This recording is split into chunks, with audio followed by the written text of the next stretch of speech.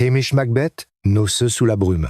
Bonsoir à toutes et à tous, bienvenue sur la chaîne Les Dossiers Beaton. Imaginez les Highlands écossais, non pas baignés de soleil comme sur les cartes postales, mais enveloppés d'une brume épaisse, froide et pénétrante. Ce soir, nous nous rendons à Loch Dubaib pour un mariage qui promettait d'être l'événement de la décennie, mais qui a tourné au désastre avant même que la première note de cornemuse ne retentisse. Une mère de la mariée tyrannique, des secrets de famille enfouis sous la tourbe et un policier qui préférerait être au coin du feu avec son chien. Alors, avant de vous installer confortablement, pensez à mettre un pouce bleu sur la vidéo et à vous abonner. Mais seulement si mon contenu vous plaît. Dites-nous en commentaire d'où vous nous regardez et quelle heure il est chez vous. À présent, éteignez les lumières, mettez éventuellement un léger bruit de fond, par exemple un ventilateur ou le crépitement d'un feu, et que le mystère commence ce soir. Chapitre 1.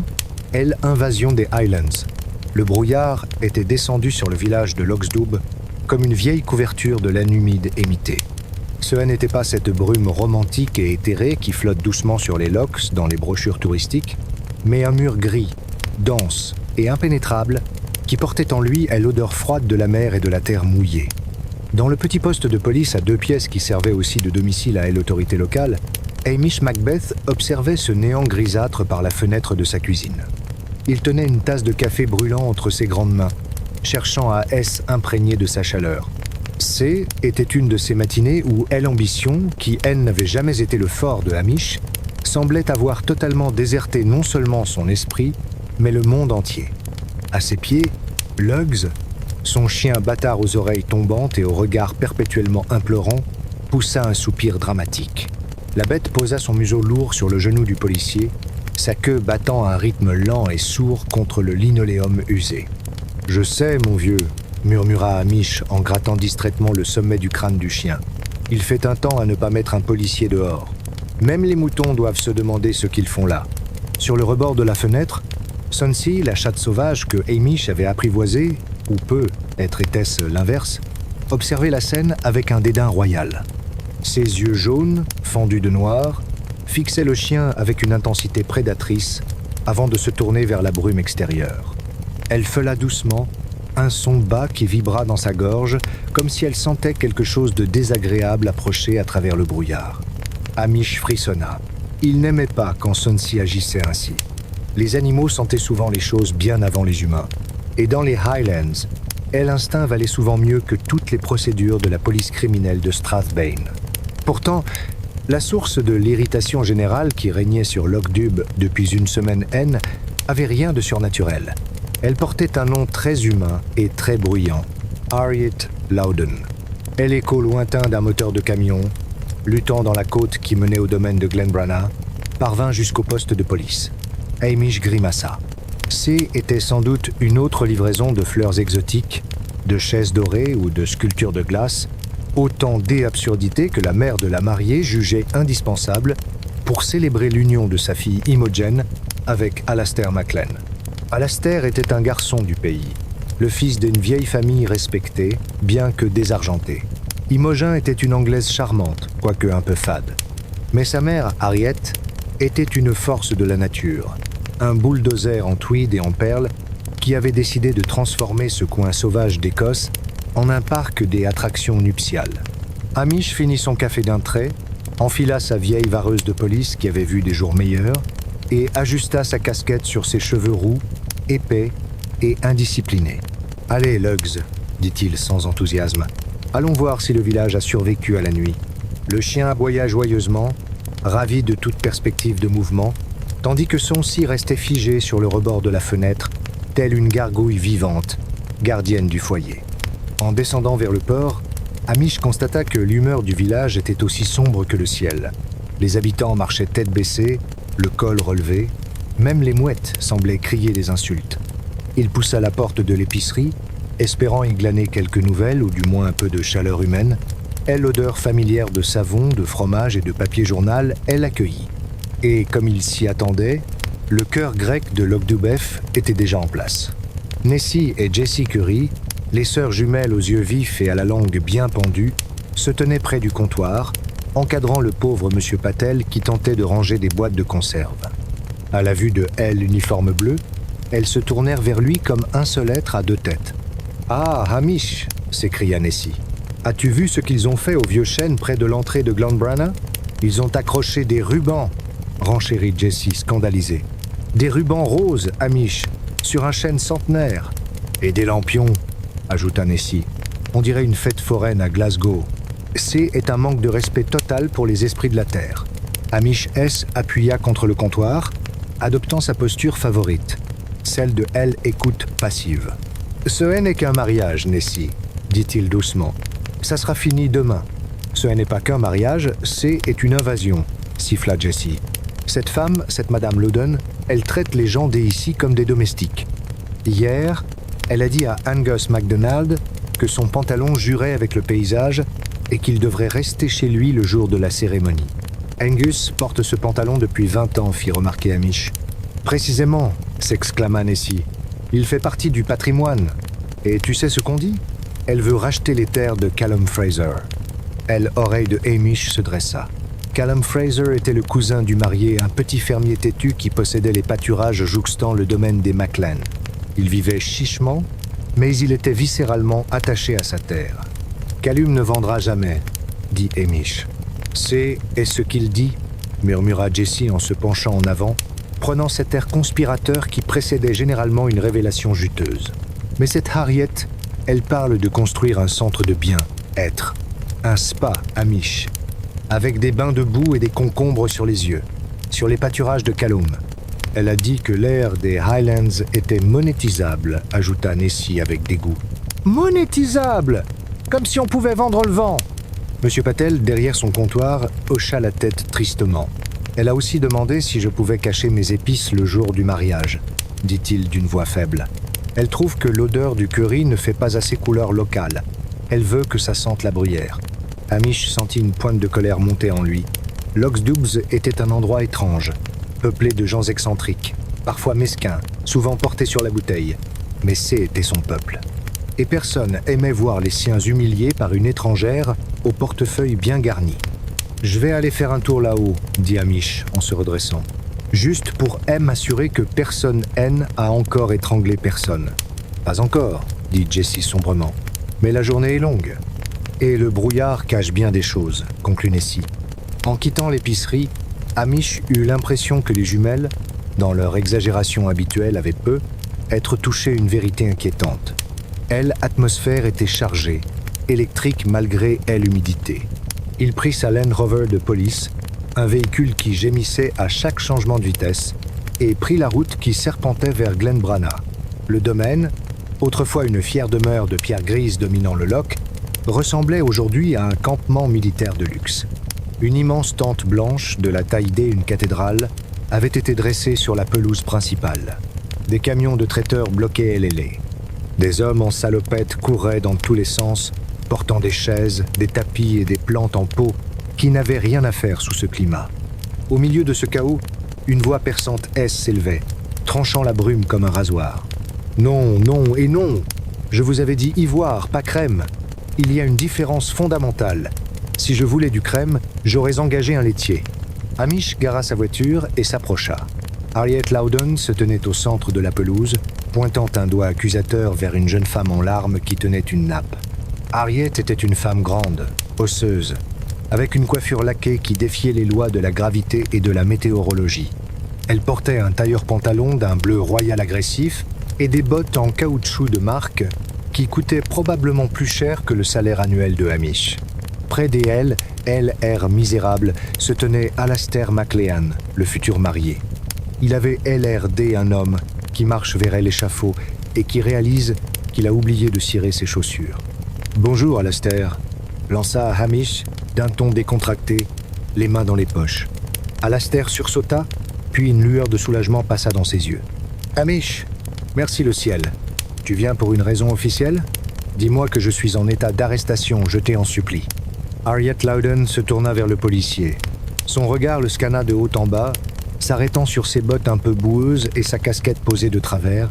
Elle renifla, un petit bruit sec et méprisant. « L'agent Macbeth, je présume ?»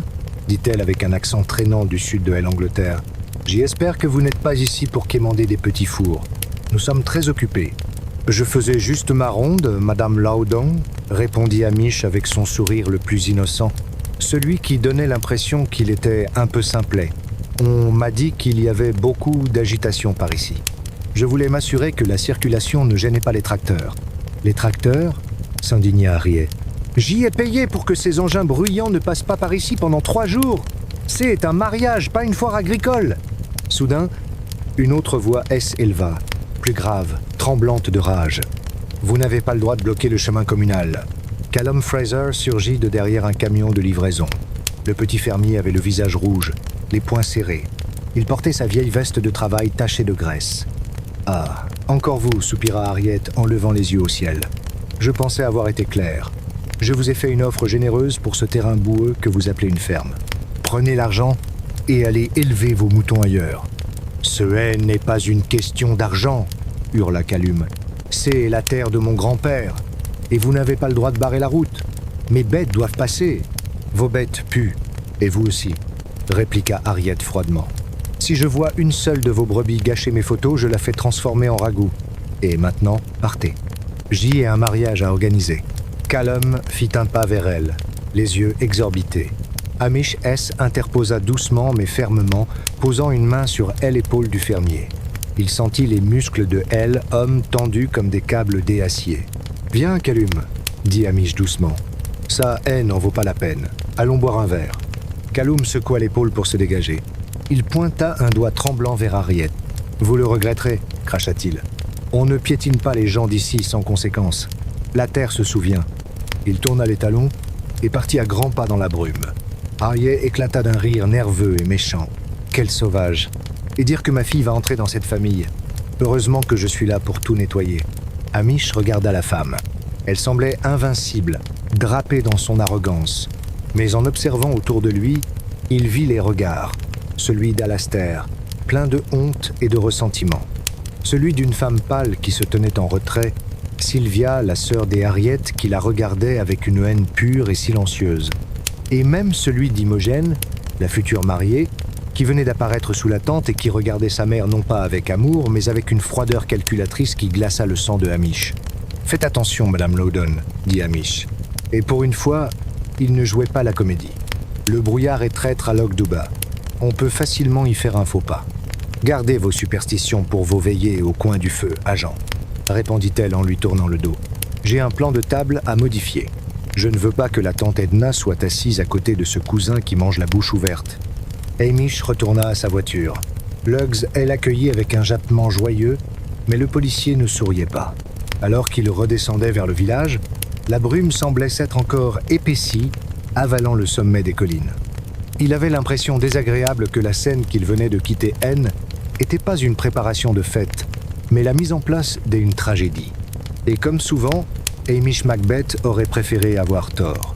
Chapitre 2 des retrouvailles glaciales. La nuit était tombée sur Logsdub bien plus tôt que d'ordinaire, hâtée par cette brume tenace qui avalait la lumière du jour comme un monstre affamé. Dans la cuisine du poste de police, l'ambiance était, par contraste, d'une douceur presque douloureuse. Le poêle à charbon ronflait doucement, diffusant une chaleur qui sentait la tourbe et le réconfort. Hamish Macbeth était assis à sa table en formica, repoussant du bout de la fourchette les restes d'un ragoût en boîte qui avait promis sur l'étiquette une saveur de bœuf bourguignon, mais qui rappelait surtout le goût du métal et de la déception.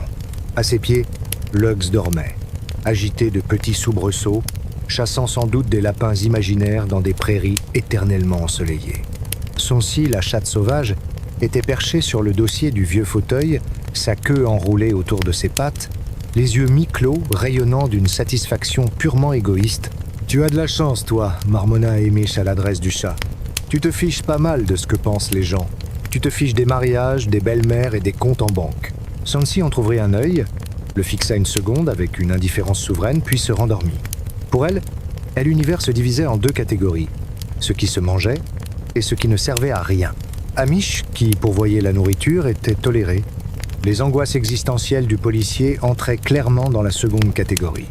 Le téléphone rouge, posé sur le bureau dans la pièce adjacente, sonna, brisant la quiétude de la soirée. Hamish soupira, se leva pesamment et alla décrocher. « Macbeth, poste de police de Loch de Bay. Amish, c'est et Monsieur Smythe, de l'hôtel Tommel Castle. La voix du propriétaire de l'hôtel le plus huppé de la région semblait tendue, teintée d'une panique polie. « Bonsoir, Monsieur Smythe. Qu'est-ce qui se passe? Un client a encore essayé de partir avec les peignoirs? Je préférerais, Amish. Si est cette dame. Madame le donne. La mère de la mariée. Elle organise son dîner de répétition ici ce soir dans la salle à manger privée. Et disons que l'ambiance est volcanique. Elle vient de menacer de renvoyer mon chef cuisinier parce que la soupe n'était pas assez, je cite, aristocratique. » Amish grimaça. Il pouvait presque voir la scène. « Et vous voulez que je vienne l'arrêter pour mauvais goût ?» demanda-t-il. « Je veux que tu viennes faire acte de présence, Amish. Il te plaît, juste pour calmer le jeu. Et puis, Priscilla est là. » Le nom frappa Amish en pleine poitrine, comme un coup de poing invisible. Priscilla Alberton Smythe, la fille des propriétaires, est l'amour de sa vie, ou peut être la malédiction de sa vie. Elle était partie à Londres, puis revenue, puis repartie. Chaque retour était une fête, chaque départ une petite mort. « Elle est là ?» répéta Amish, sa voix soudainement plus rauque. « Elle est arrivée cet après-midi pour le mariage. Elle demande après toi, mentit Monsieur Smythe. Ou peut être, disait-il, la vérité. Amish osait l'espérer. Allez, viens faire un tour. Il y a du saumon fumé en cuisine pour Lugs. » Amish raccrocha lentement. Il resta un instant immobile dans la pénombre du bureau, regardant son reflet dans la vitre noire de la fenêtre. Un grand policier roux, un peu dégingandé, avec un uniforme qui n'avait jamais l'air tout à fait ajusté. Qu'avait-il à offrir à une femme comme Priscilla, habituée aux soirées mondaines et aux hommes qui portaient des costumes italiens sans avoir l'air déguisé? Rien.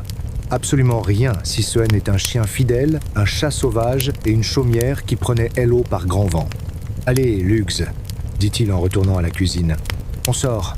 On va voir du beau monde. Essaie de ne pas baver sur les chaussures en daim. » Le trajet jusqu'à l'hôtel Tommel Castle se fit dans un silence anxieux. Le château, avec ses tourelles et ses créneaux de pierre sombre, se dressait au-dessus du loch comme une sentinelle. Les fenêtres du rez-de-chaussée brillaient d'une lumière dorée, promettant luxe et chaleur, un monde à part du village humide en contrebas. Amish gara la Land Rover à l'écart, près des cuisines, par habitude et par humilité. Il lissa sa vareuse, remit sa casquette en place et entra par la porte de service. Odeur riche de gibier rôti, de vin rouge et de cigares, enveloppa immédiatement. Il se glissa dans le hall des entrées, ses bottes enfonçant dans l'épaisseur des tapis persans. Au loin, dans le petit salon qui joustait la salle à manger, des voix élevaient. Il reconnut immédiatement le timbre perçant des Harry Loudon. « C'est inacceptable, Sylvia. Regarde-toi. On dirait que tu t'es habillée avec les rideaux d'un hospice.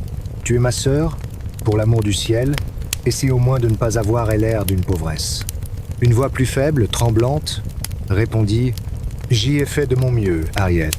C'est la robe que tu m'as offerte, en dernier. Eh bien, elle ne te va plus. Tu as grossi, ou alors c'est le tissu qui a abandonné, tout comme toi. » Amish avança doucement. Dans l'embrasure de la porte, il vit la scène. Le petit salon était occupé par le clan du mariage.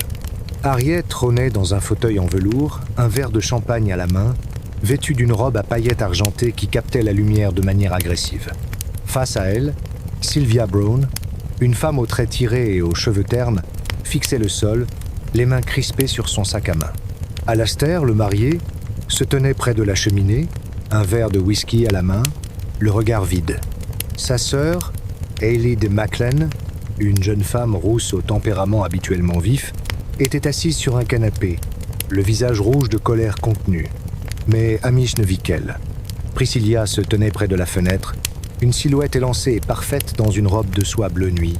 Ses cheveux blonds, coupés au carré, brillaient sous le lustre. Elle tenait une coupe de champagne avec une négligence étudiée, observant la dispute avec ce détachement froid qui la caractérisait si souvent. Comme si elle avait senti son regard, elle tourna la tête. Ses yeux bleus, clairs comme le ciel d'hiver, croisèrent ceux de Amish. Pendant une seconde, juste une seconde, le masque tomba. Une lueur de chaleur, être de regret, traversa son regard. Puis, le voile de la politesse mondaine retomba. « Amish, dit-elle, quelle surprise !» Sa voix était comme du cristal. Belle, claire et froide. Le silence tomba dans la pièce. Harriet Loudon se tourna vers lui, plissant les yeux. « Encore vous ? Mais c'est une obsession. Je vais finir par croire que la police locale N n'a rien d'autre à faire que de traquer les honnêtes contribuables. »« Bonsoir Priscilla, dit Hamish, ignorant la mère de la mariée. »« Bonsoir à tous. Monsieur Smythe M a dit qu'il y avait un souci avec le stationnement. » C était un mensonge pitoyable, mais personne ne le releva. Le seul souci ici, agent C, est l'incompétence, lança Harriet.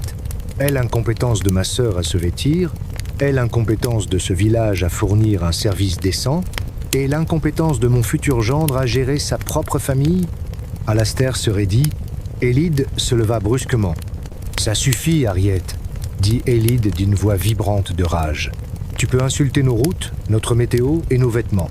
Mais ne parle pas des Alastair comme s'il était ton employé. C est un Maclean. Ce château, ces terres, c'est notre histoire. » « Votre histoire ?» ricana Harriet. « Votre histoire est une suite de faillites et de toitures qui fuient, ma chérie. Sans l'argent de ma fille, ou plutôt sans mon argent, ce cher Alastair vendrait des souvenirs aux touristes sur le bord de la route. Et parlons-en de ces terres. J'y ai vu les papiers Alastair. » Un silence de Moret s'installa. Alastair devint blanc comme un linge. Elide le regarda, stupéfaite. « De quel papier parle-t-elle, Alastair ?» demanda Elide lentement. « Oh, il ne t'est pas dit, » jubila Harriet, visiblement ravie de l'effet produit. « Le petit projet de vente, la parcelle nord, celle avec les ruines, parfaite pour un complexe immobilier. N, est-ce pas? J est déjà les promoteurs en ligne. Tu as vendu la tour des ancêtres ?» souffla Elide. « Alastair, dis-moi que c'est faux. » Le marié avala son whisky d'un trait, évitant le regard de sa sœur. « On n'avait pas le choix, Elide. Les dettes, le toit du manoir. Tu es un traître, cracha Elide. Un larche est un traître. » Elle jeta son verre dans l'âtre de la cheminée, où il se brisa avec un bruit sec et sortit de la pièce en bousculant Hamish au passage. « Quel tempérament » commenta Harriet en se resservant du champagne. « C'est tellement rustique. » Sylvia, la sœur des Harriet, leva soudain la tête. Ses yeux, habituellement éteints, brillaient d'une lueur étrange. « Tu aimes ça, N, n'est-ce pas, Harriet ?» dit-elle doucement. « Tu aimes détruire tout ce que tu touches. Tu as détruit mon mariage, tu as détruit ta relation avec papa, et maintenant tu détruis la vie de ta fille. »« Tais-toi, Sylvia, » dit Harriet sans même la regarder. « Tu es pathétique quand tu essaies d'avoir une opinion. Retourne dans ta chambre. Et N, n'oublie pas de repasser mon voile pour demain matin. Je veux qu'il soit impeccable pour la photo. » Sylvia se leva. Elle tremblait de tout son corps. Elle passa devant Harriet. S arrêta une seconde, comme si elle allait la frapper, puis se ravisa. Elle croisa le regard de Hamish. Le policier y lut une détresse si profonde qu'il en eut froid dans le dos. Puis, elle partit sans un mot, disparaissant dans le couloir sombre. Il ne restait plus que Priscilla, Alastair, Harriet et une Imogène silencieuse qui n'avait pas prononcé un mot, se contentant de tapoter sur son téléphone portable comme si elle était dans une autre dimension. Priscilla s'approcha de Hamish. Elle sentait le parfum coûteux et la distance. « Tu devrais partir, Hamish, » dit-elle à voix basse. « Ce n'est pas un spectacle pour toi. »« C est un spectacle pour qui alors ?» demanda-t-il tristement. « Pour ceux qui ont le cœur assez dur pour le supporter ?» Priscilla vacilla juste un instant. Elle posa une main légère sur le bras de sa vareuse élimée. La chaleur de sa main traversa le tissu, brûlant la peau de Hamish. « Je suis contente de te voir, dit-elle, si bas qu'il dut se pencher pour l'entendre. Vraiment. Mais s'il te plaît, pars. Cette nuit ne va rien apporter de bon. » « Il y a de l'électricité dans l'air, Priscilla, dit Hamish. Et pas seulement à cause de l'orage qui vient. Garde l'œil ouvert. Toujours le protecteur ? Sourit-elle tristement. Bonne nuit, Hamish. Hamish recula, un goût amer dans la bouche. Il jeta un dernier coup d'œil à Harriet Loudon, qui riait fort d'une blague qu'elle venait de se faire à elle-même, trônant au milieu des débris émotionnels qu'elle avait créés. En sortant de l'hôtel, la brume S était transformée en une bruine glaciale. Lugs L attendait dans la voiture, la truffe collée à la vitre embuée. Hamish S installa au volant, mais ne démarra pas tout de suite. Il regarda la façade du château. Il vit une lumière S allumée au 3e étage. Une silhouette se dessina derrière les rideaux. Était-ce Sylvia pleurant son humiliation? Elide, complotant sa vengeance? Ou Callum Fraser, qui rôdait peu, être dehors, dans le noir, ruminant la perte de sa terre? Des noces sous la brume, murmura Hamish à son chien. « Je te le dis, Lugs, demain matin on ne se réveillera pas avec le bruit des cloches, mais avec celui des sirènes. » Il tourna la clé de contact. Le moteur toussa, puis rugit. Hamish Macbeth reprit la route vers sa solitude, laissant derrière lui le château et ses secrets, inconscient que le destin avait déjà commencé à tisser la corde qui allait se resserrer au lever du jour. Chapitre 3. Le voile de la discorde. Le lendemain matin, le jour se leva, ou du moins, le ciel passa d'un noir des ancres à un gris de vaisselle sale. La brume haine n'avait pas bougé d'un pouce. Elle s'accrochait au flanc des collines et étouffait le village dans un silence cotonneux, seulement brisé par le cri rauque et intermittent d'une mouette égarée. Dans le cottage de police, Hamish Macbeth S. éveilla avec la sensation désagréable que quelque chose clochait. Ce haine n'était pas seulement le froid humide qui s'infiltrait sous ses draps, ni le poids mort de Lugs qui ronflait contre ses jambes. Était ce silence. Un silence trop lourd pour un jour de mariage.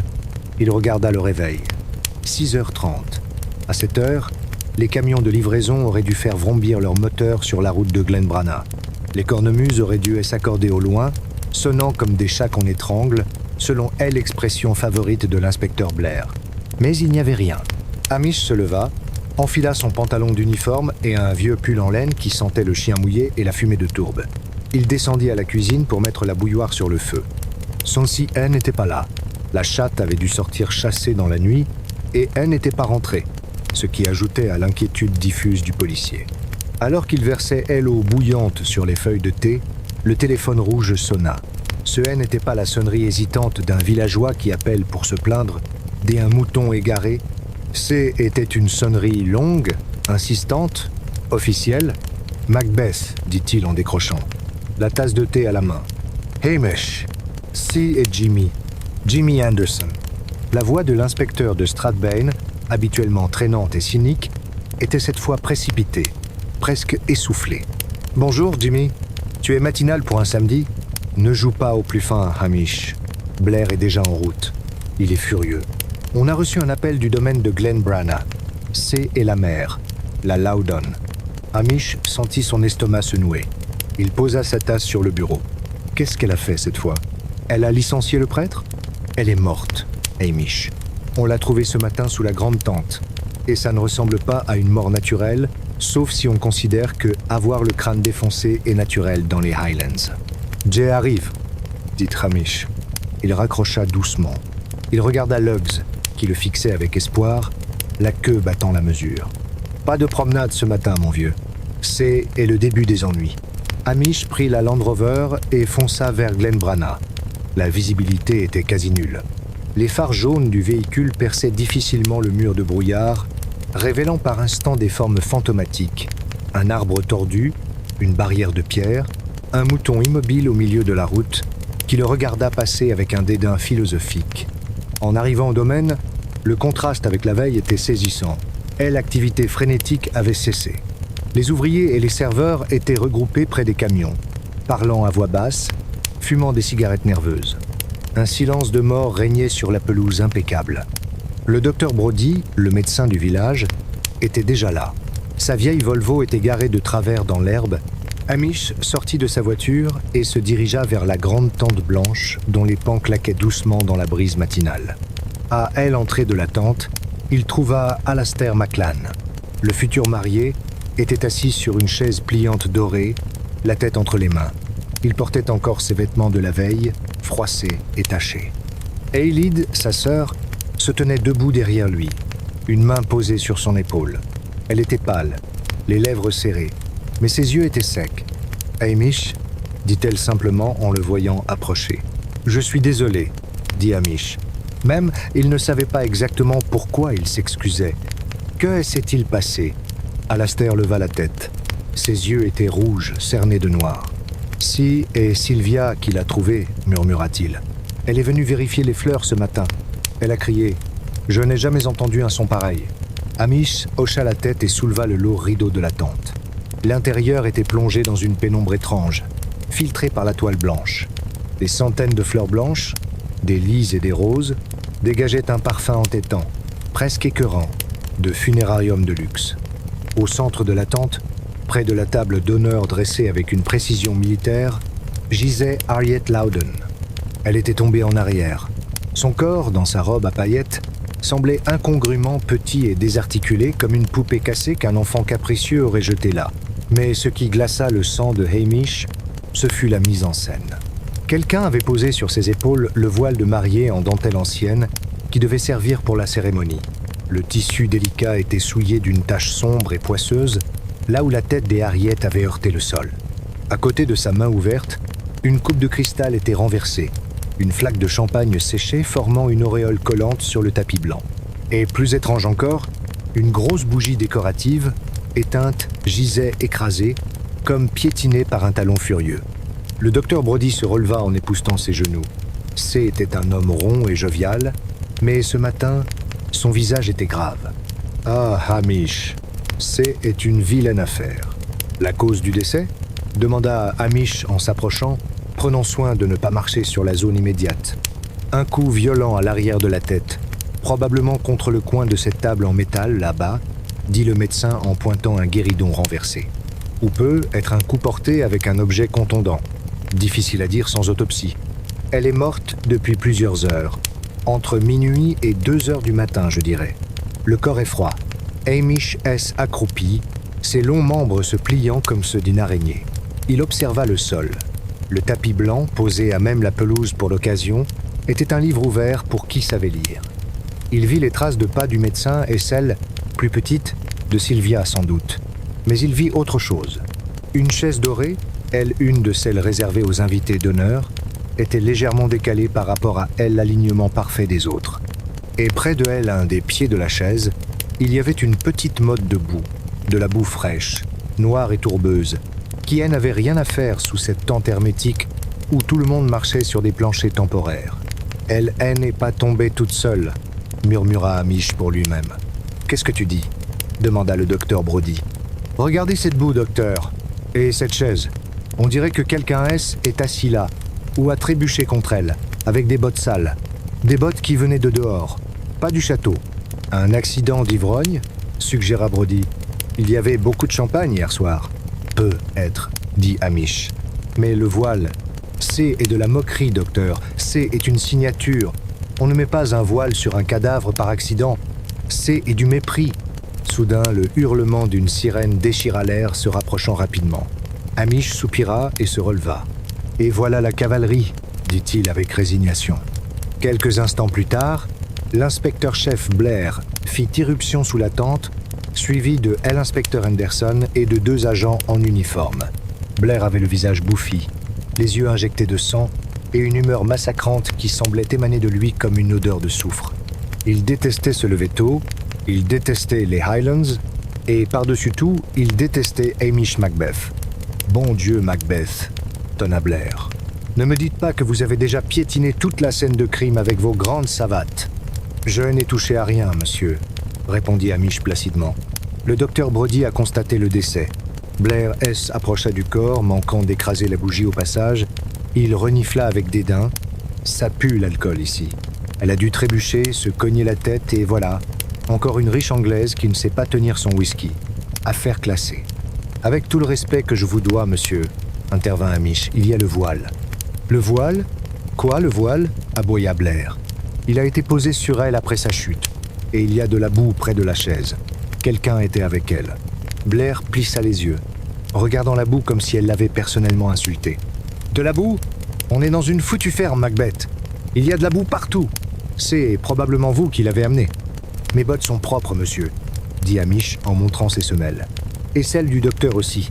Cette boue vient des champs, pas de elle à les gravillonner. Blair grogna, mais Hamish vit dans son regard qu'il avait compris. Elle, inspecteur-chef N, était pas un imbécile complet, juste un paresseux arrogant. Si C était un meurtre, C était une grosse affaire. Une affaire qui ferait les gros titres. Et Blair aimait les gros titres autant qu'il aimait le whisky. « Très bien, Henderson !» cria Blair. « Faites sortir tout le monde. Je veux des photos, des relevés d'empreintes, la totale. Et vous, Macbeth, sortez de ma vue. Allez faire la circulation ou retrouver un chat perdu. C est une enquête pour la criminelle maintenant. » Hamish ne discuta pas. Il savait qu'il valait mieux s'éclipser et mener son enquête en parallèle. Il sortit de la tente, inspirant l'air frais pour chasser l'odeur de la mort. Dehors, un petit groupe S était formé.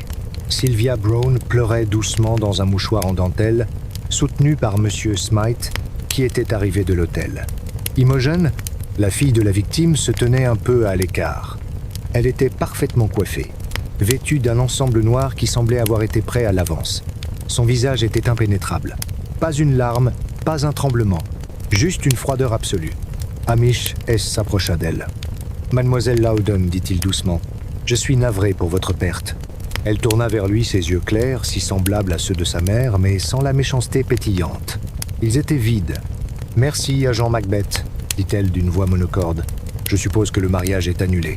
C'est dommage. Les fleurs étaient vraiment belles. » La remarque fit frissonner Hamish.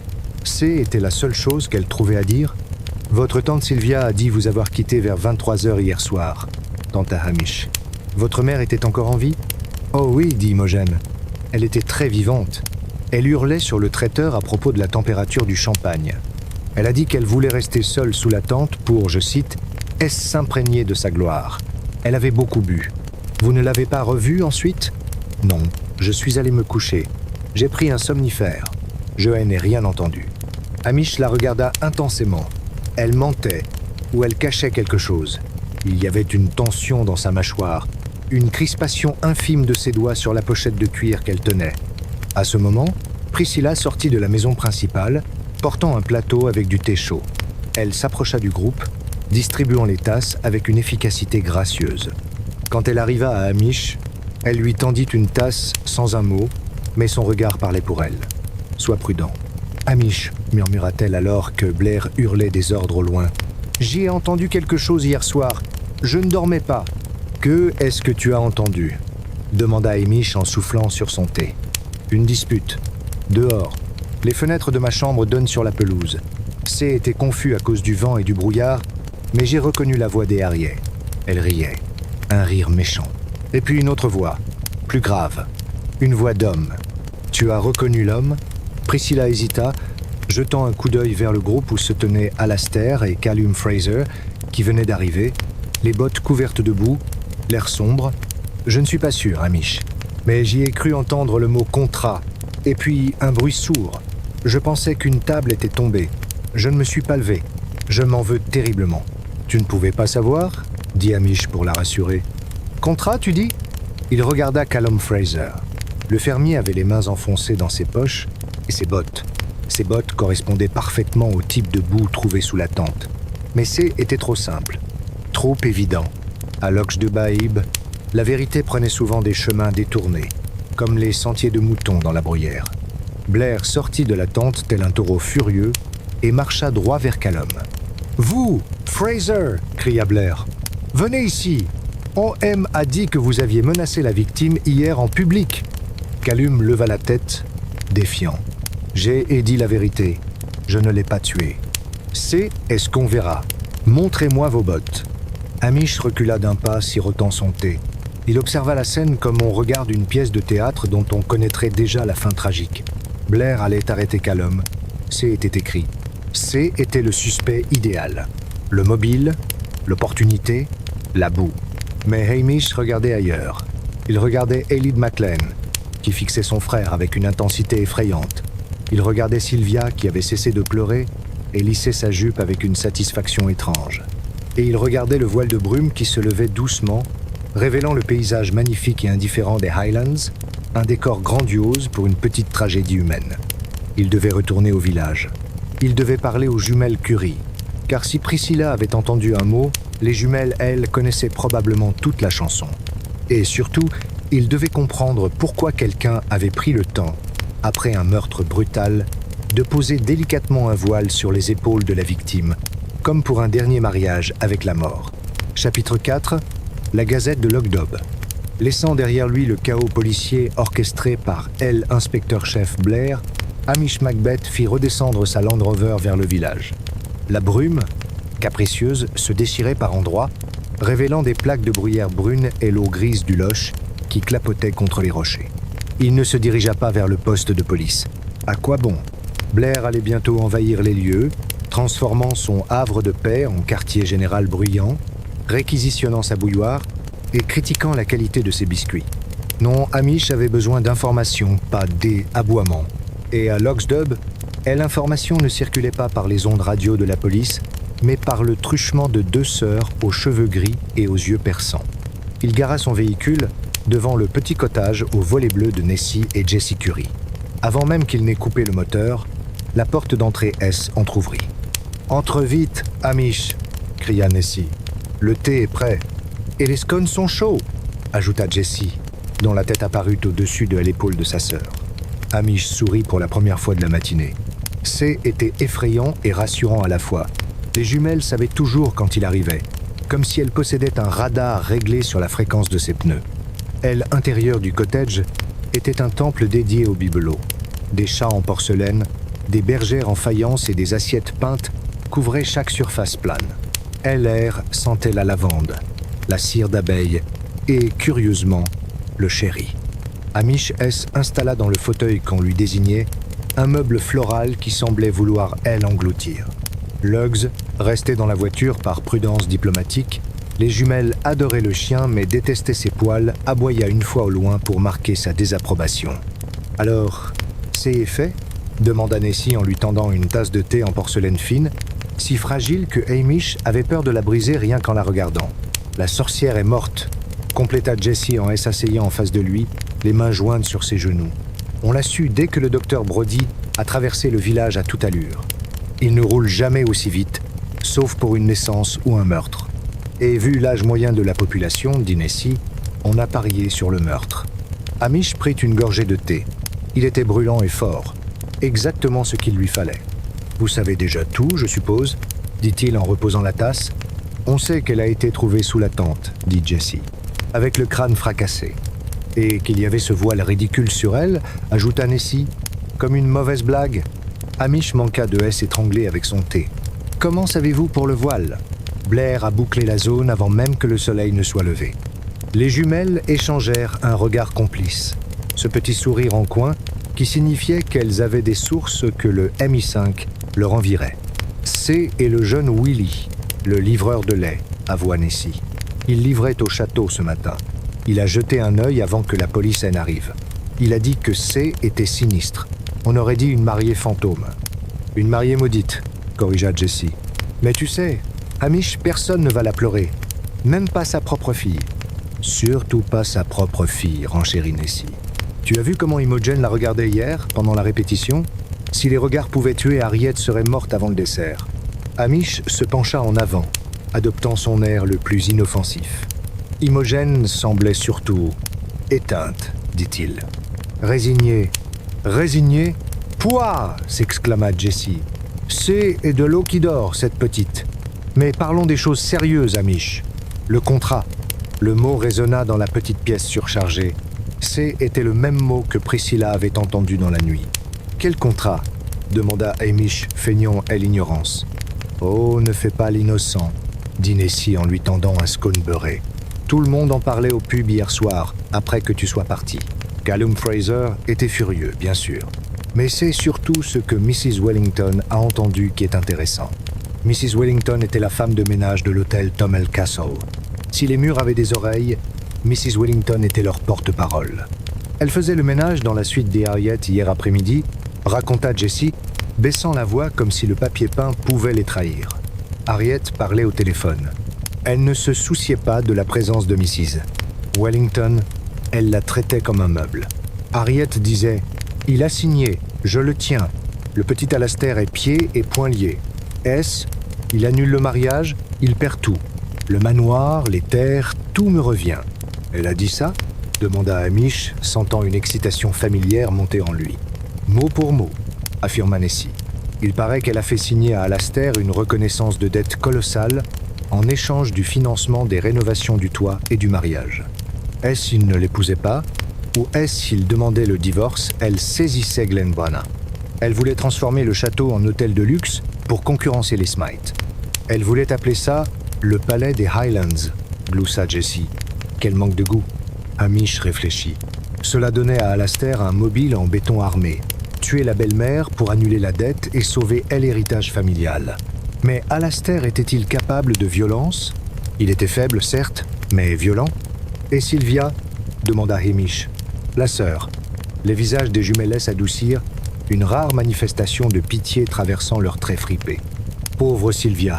soupira Nessie. « C'est Cendrillon, mais sans la marraine la fée. Elle a toujours vécu dans l'ombre des Harriet. Harriet tenait les cordons de la bourse. »« Mais tu sais ce qu'on dit sur les testaments, Hamish ?» intervint Jessie, son œil pétillant de malice. « Harriet était riche, mais c'est était de l'argent de famille. Si elle meurt, Sylvia hérite, » conclut Hamish. « Exactement. Et Sylvia a un passé, tu sais. » Hamish ne savait pas. Il haussa les sourcils, invitant la suite. Il y a 20 ans, commença Nessie, se délectant de l'histoire, Sylvia était fiancée à un homme charmant, un architecte. Mais Harriet a brisé les fiançailles. Elle a raconté des horreurs aux fiancés, a inventé des histoires de maladies mentales dans la famille, et l'homme est parti. Sylvia ne s'en est jamais remise. Elle est restée vieille fille, pourrait s'occuper de leur père, puis des Harriet. La vengeance est un plat qui se mange froid, dit Jessie sentencieusement. Et hier soir, il faisait très froid. Hamish finit son scone. Les jumelles venaient de lui donner 2 mobiles solides, bien plus convaincants que la colère d'un fermier ivre. Alastair, piégé financièrement. Sylvia, humiliée et héritière potentielle. Et Callum Fraser ? demanda Hamish, pour la forme. Blair veut l'arrêter. Fit Nessie avec un geste dédaigneux de la main. Callum a une grande gueule, mais il ne ferait pas de mal à une mouche, sauf si la mouche attaquait ses moutons. Et puis, il a un alibi. Ah bon ? Oui. Il était avec le vieux Angus MacDonald. Angus a eu un problème avec sa chaudière hier soir. Callum est allé l'aider vers 23h. Ils ont fini la bouteille de whisky de Angus pour se réchauffer. Mrs. Gary, qui habite en face de chez Angus, les a entendus chanter des chansons paillardes jusqu'à 2h du matin. Chanter ? Callum Fraser ? s'étonna Hamish. Le whisky fait des miracles, dit Jessie. En tout cas, il n'était pas sous la tente à fracasser des crânes. Si Blair, elle arrête, il va se ridiculiser. Encore une fois. Hamish se leva. Il avait ce qu'il lui fallait. Le puzzle commençait à prendre forme, mais il manquait encore des pièces. Notamment ce voile. Pourquoi ce geste théâtral ? C'était trop subtil pour Alastair, trop poétique pour Sylvia. « Merci, mesdames », dit Hamish en remettant sa casquette. « Vos scones sont, comme toujours, les meilleurs du comté. »« Ne fais pas de bêtises, Hamish », lui lança Nessie alors qu'il se dirigeait vers la porte. « Et méfie-toi de cet Imogen », cria Jessie. « Les eaux calmes sont les plus profondes. » De retour dans sa voiture, Hamish resta un instant immobile, les mains sur le volant. Luggs lui lécha l'oreille, heureux de le retrouver. « Tu sais, Luggs, dit Hamish, les jumelles ont raison sur un point. Blair va se précipiter sur Callum comme un chien sur un os. Et pendant ce temps, le vrai coupable va se détendre, pensant être à l'abri. » Il démarra le moteur. Il devait trouver Angus MacDonald pour confirmer l'alibi de Callum, discrètement bien sûr, avant que Blair ne fasse une erreur irréparable. Mais d'abord, il avait une autre visite à faire, une visite moins officielle. Il prit la direction de la maison des Maclan, non pas le château principal, mais le petit pavillon de chasse où Elides était réfugiée depuis que les préparatifs du mariage avaient envahi la demeure familiale. Elide, la sœur protectrice, celle qui avait parlé de trahison, celle qui aimait cette terre plus que tout. La brume s'était levée sur le loch, mais elle semblait s'être installée dans l'esprit de Hamish. Il y avait quelque chose qui lui échappait, une note discordante dans cette symphonie de rancœur. Le contrat et l'héritage, la terre, tout cela était logique, trop logique. Alors qu'il conduisait, il vit une voiture de police de Strathben foncer dans l'autre sens, sirène hurlante, en direction de la ferme de Callum. Blair passait à l'attaque. « Imbécile », soupira Hamish. Il accéléra. Il n'avait pas beaucoup de temps. Si Blair arrêtait Callum, l'enquête officielle arrêterait là. Les indices seraient négligés, les témoignages ignorés. Et l'assassin, le vrai, resterait libre à Loxdoob, caché derrière un voile d'innocence, prêt à frapper de nouveau si la vérité menaçait d'éclater. Hamish tourna le volant brusquement, engageant la Land Rover sur le chemin de terre qui menait au pavillon des Élides. Les graviers crissèrent sous les pneus. Au loin, un rapace tournait dans le ciel gris, attendant sa proie, tout comme Hamish attendait la sienne. Chapitre 5. Le poids de l'héritage. Le pavillon de chasse des Maclan était une petite bâtisse en pierre grise, isolé à l'orée d'un bois de pin sombre, loin du faste tapageur du château principal. C était un endroit austère, sans électricité, où L11 s'éclairait à la lampe à huile et où L on se chauffait avec du bois coupé à la main. C était là que Elide McLean S était réfugiée, fuyant les préparatifs du mariage comme on fuit la peste. Lorsque Hamish arrêta sa Land Rover devant la porte en chêne massif, il vit de la fumée S élevée de la cheminée. Lugs, sentant sans doute l'odeur d'un chien de chasse rival ou simplement l'humeur sombre des lieux, refusa de sortir du véhicule, se recroquevillant sur le siège passager avec un gémissement plaintif. « Tu as raison, mon vieux, » murmura Hamish. « Reste ici. C est une conversation pour les humains. Et encore, pas les plus joyeux. » Il frappa à la porte. Pas de réponse. Il poussa le battant qui, n'était pas verrouillé. À Logsdubs, on ne fermait pas sa porte à clé sauf si l'on avait quelque chose à cacher ou si l'on craignait la visite de ses beaux-parents. L'intérieur était sombre, seulement éclairé par les flammes dansantes de l'âtre. Elide était assise dans un vieux fauteuil en cuir craquelé, face au feu. Elle tenait un verre à la main, un verre rempli d'un liquide ambré qui, n'était certainement pas du thé. Sur la table basse, une bouteille de whisky à moitié vide trônait à côté d'un fusil de chasse brisé, posé là comme un avertissement. « Je me demandais quand tu viendrais, Hamish, » dit-elle sans se retourner. Sa voix était rauque, fatiguée. « Bonjour, Elide, » dit Hamish en entrant, retirant sa casquette par respect. « Je ne voulais pas te déranger, mais avec ce qui s'est passé. » « Ce qui s'est passé, coupa-t-elle en se tournant enfin vers lui, c'est que la sorcière est morte. Ding-dong. On devrait chanter, non ? Elle avait les yeux brillants, un mélange d'ivresse naissante et de chagrin profond. Elle tendit la bouteille vers lui. Un petit verre ? C'est du malt de 12 ans. Alastair le gardait pour le mariage, mais je suppose qu'il n'en aura plus besoin. Hamish hésita, puis accepta. Dans les Highlands, refuser un verre offert dans un moment de crise était presque aussi grave que de refuser de témoigner. Il trouva un verre propre sur une étagère poussiéreuse et se servit une dose modeste. « Slaint », dit-il doucement.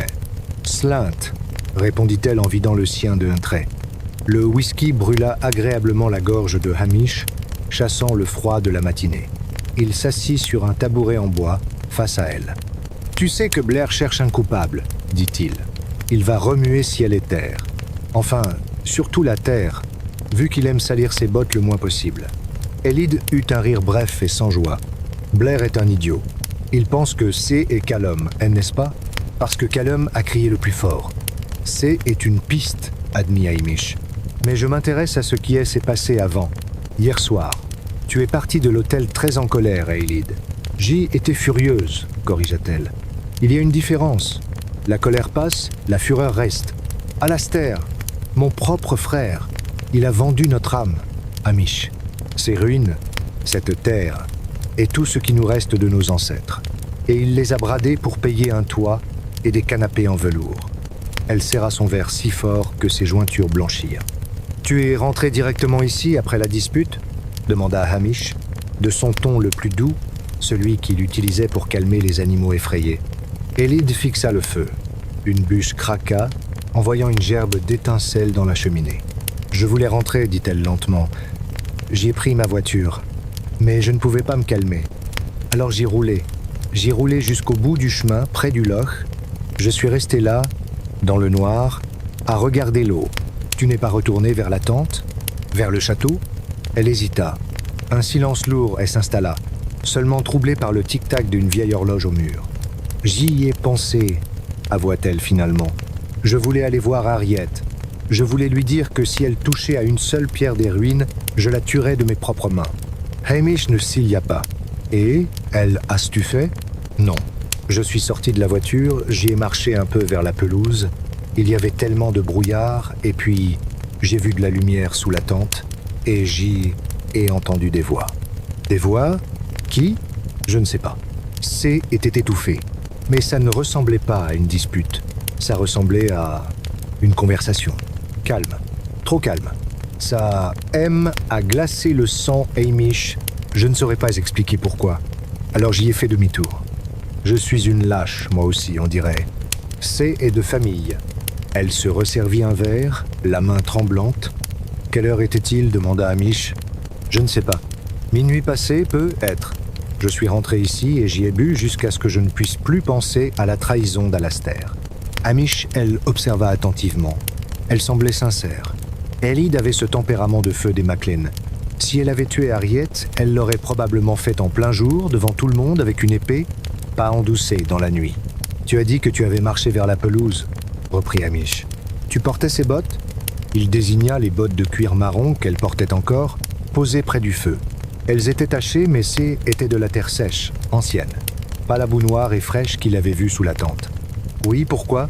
demanda-t-elle, perplexe. « Pour rien.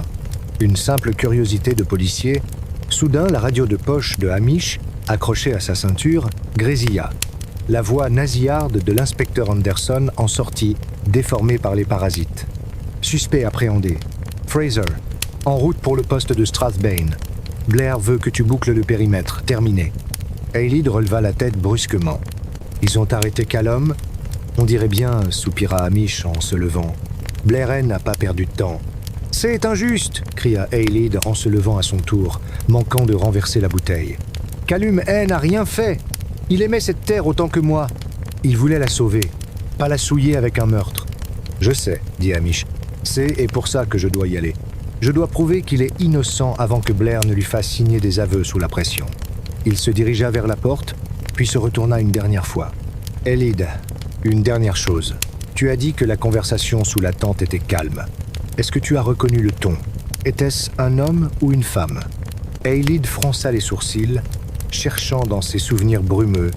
C'est était étrange, Hamish. On aurait dit que Harriet écoutait. Elle ne criait pas. Pour une fois, elle se taisait. Et elle autre voix, était un murmure. Un murmure bas et continu, comme une prière. Ou une malédiction. Une prière, répéta Hamish pensivement. Merci, Elide. Reste ici. Ne fais rien de stupide. Et cache ce fusil si Blair vient poser des questions. Il sortit dans l'air froid. Une prière? Qui prierait avec Harriet Loudon au milieu de la nuit? Le mystère épaississait, comme la brume qui refusait obstinément de quitter le vallon. Hamish remonta dans sa voiture. Luggs le regarda avec interrogation. « On a du travail, Luggs. Callum est en cellule, et nous avons un murmure à identifier.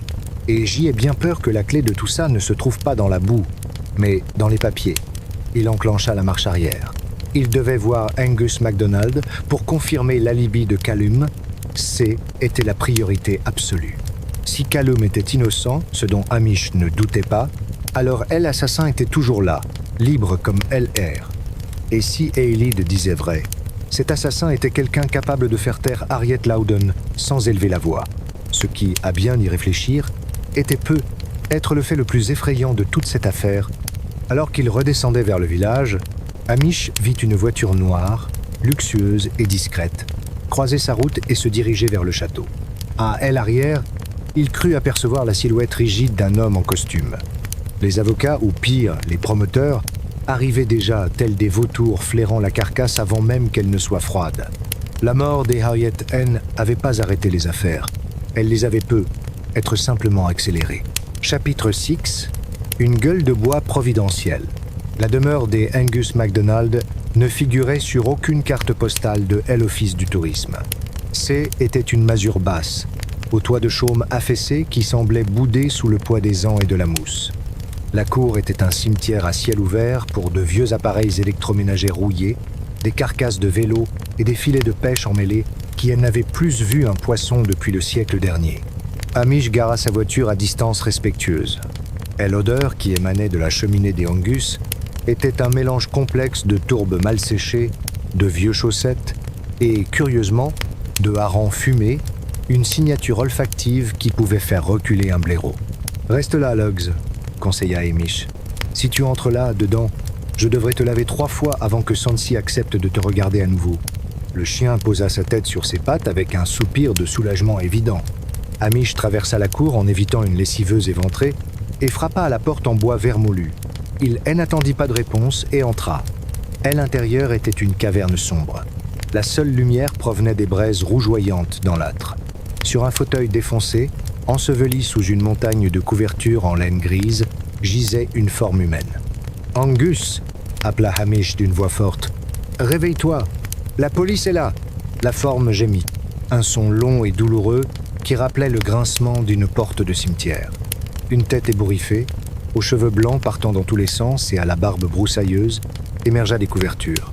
Angus MacDonald ouvrit un œil injecté de sang, puis l'autre. « Par tous les saints, Hamish, croissa-t-il.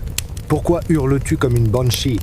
J'ai l'impression qu'un régiment de cornemuses joue à l'intérieur de mon crâne. C'est le prix à payer pour avoir vidé une bouteille avec Callum Fraser, dit Hamish en S, asseyant sur une caisse en bois, seul siège apparemment libre et non collant. Angus se redressa péniblement, se frottant les tempes avec des mains tremblantes et tachées. « Callum » marmonna-t-il. « Ce garçon a une descente que je n'ai pas vue depuis la grande sécheresse de 76. Il était très émotif. Il est surtout en prison, Angus. Blairell a arrêté pour le meurtre d'Harriet Loudon. » Cette nouvelle eut l'effet d'une douche froide. Angus ouvrit grand les yeux, oubliant un instant sa migraine. « En prison? Pour meurtre? Mais c'est impossible !»« C'est ce que je pense aussi, » dit Hamish calmement. « Mais Blair a trouvé ses bottes pleines de boue et il se souvient que Callum a menacé Harriet hier. J'ai besoin que tu me racontes votre soirée. Précisément. » Angus chercha à tâtons une bouteille d'eau sur le sol, but une longue gorgée et essuya la bouche du revers de la manche. « Callum est arrivé ici vers 22h30, raconta-t-il, sa voix s'affermissant. Il était dans un état noir. Il disait qu'il allait tout perdre. Je lui ai dit « Assieds-toi, mon gars.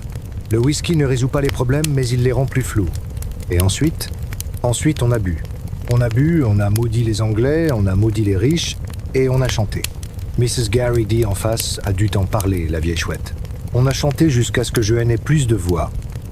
Était bien après 2h du matin quand il s'est endormi sur ce tapis, là, devant le feu. Je l'ai réveillé à l'aube, pour qu'il rentre chez lui avant que sa femme ne s'inquiète. Il n'est pas sorti, pas une seule fois, insista Hamish. Pas une fois. Je n'ai pas de toilette intérieure, Hamish, comme tu le sais, mais il était trop ivre pour se lever. Il a utilisé le seau dans le coin. Charmant garçon. Hamish sourit. C'était dégoûtant, mais c'était un alibi en béton. Si Callum était incapable de se tenir debout pour aller dehors, il était certainement incapable de traverser 2 kilomètres de lande, de s'introduire sous une tente sans faire de bruit et de tuer quelqu'un avec précision. « Merci, Angus. Tu viens de sauver la peau de Callum. Je vais appeler Blair. » Hamish se leva, mais Angus leva un doigt noueux. « Attends, Hamish. Il y a autre chose. » « Quoi donc ?»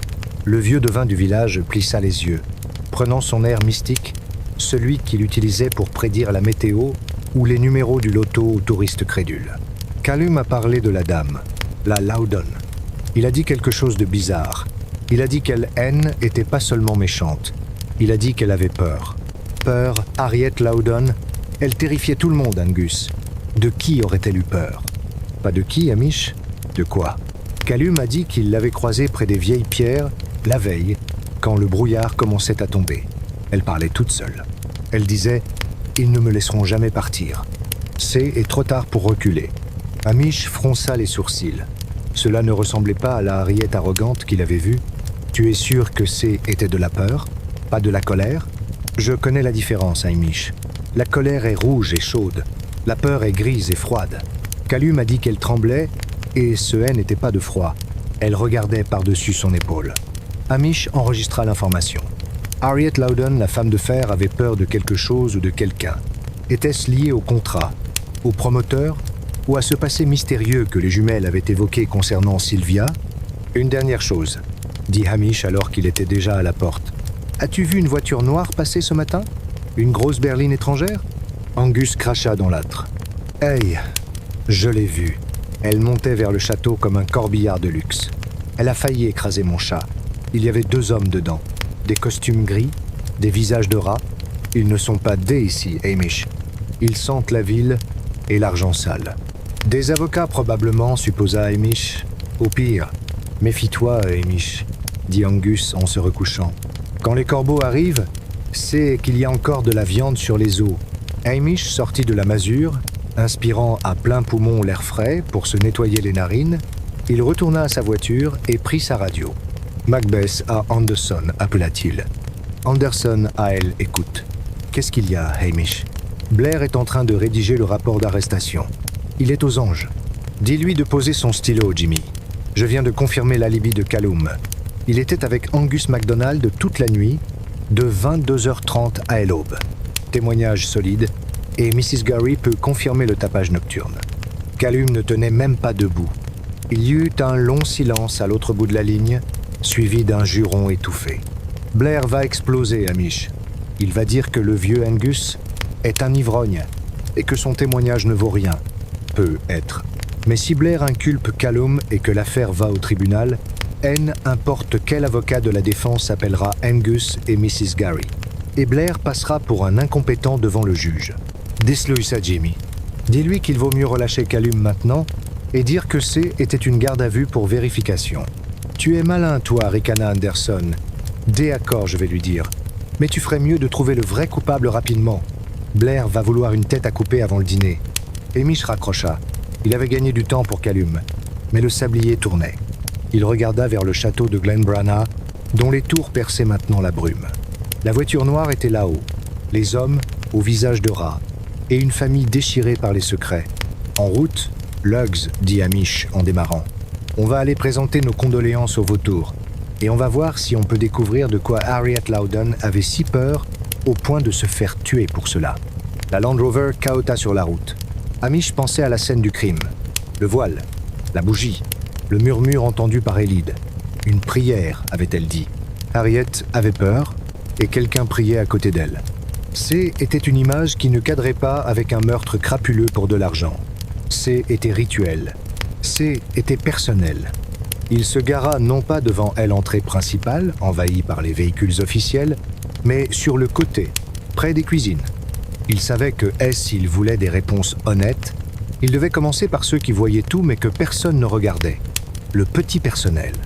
Et être s'il avait de la chance, croiserait-il Priscilla avant de tomber sur les hommes en gris? Chapitre 7.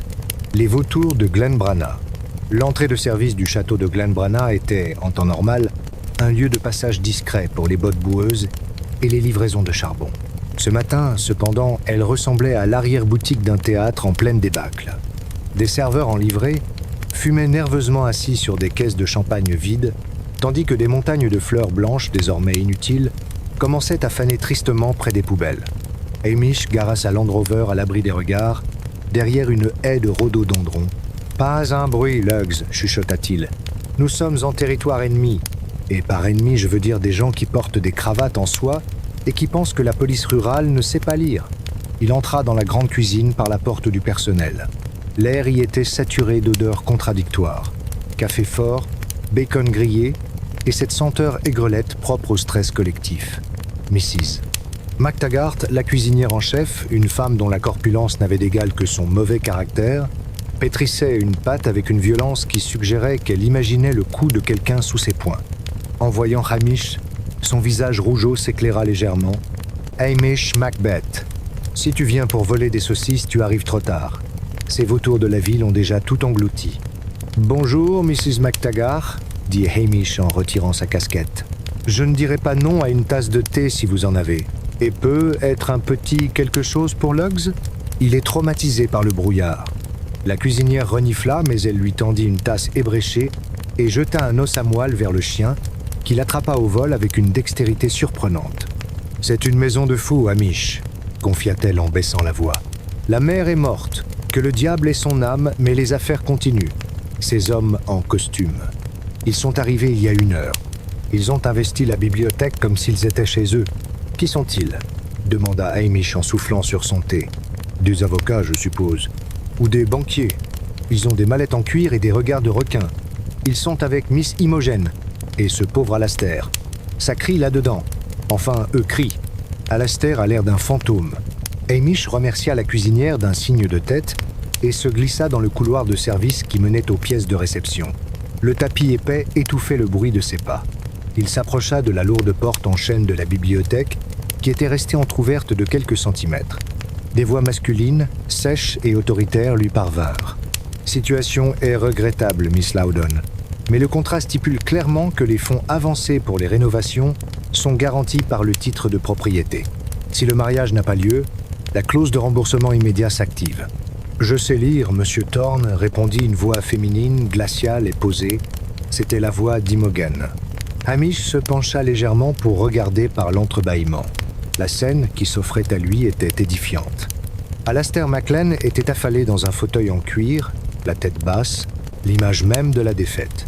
Face à lui, 2 hommes en costume gris anthracite, impeccablement coupés, se tenaient debout.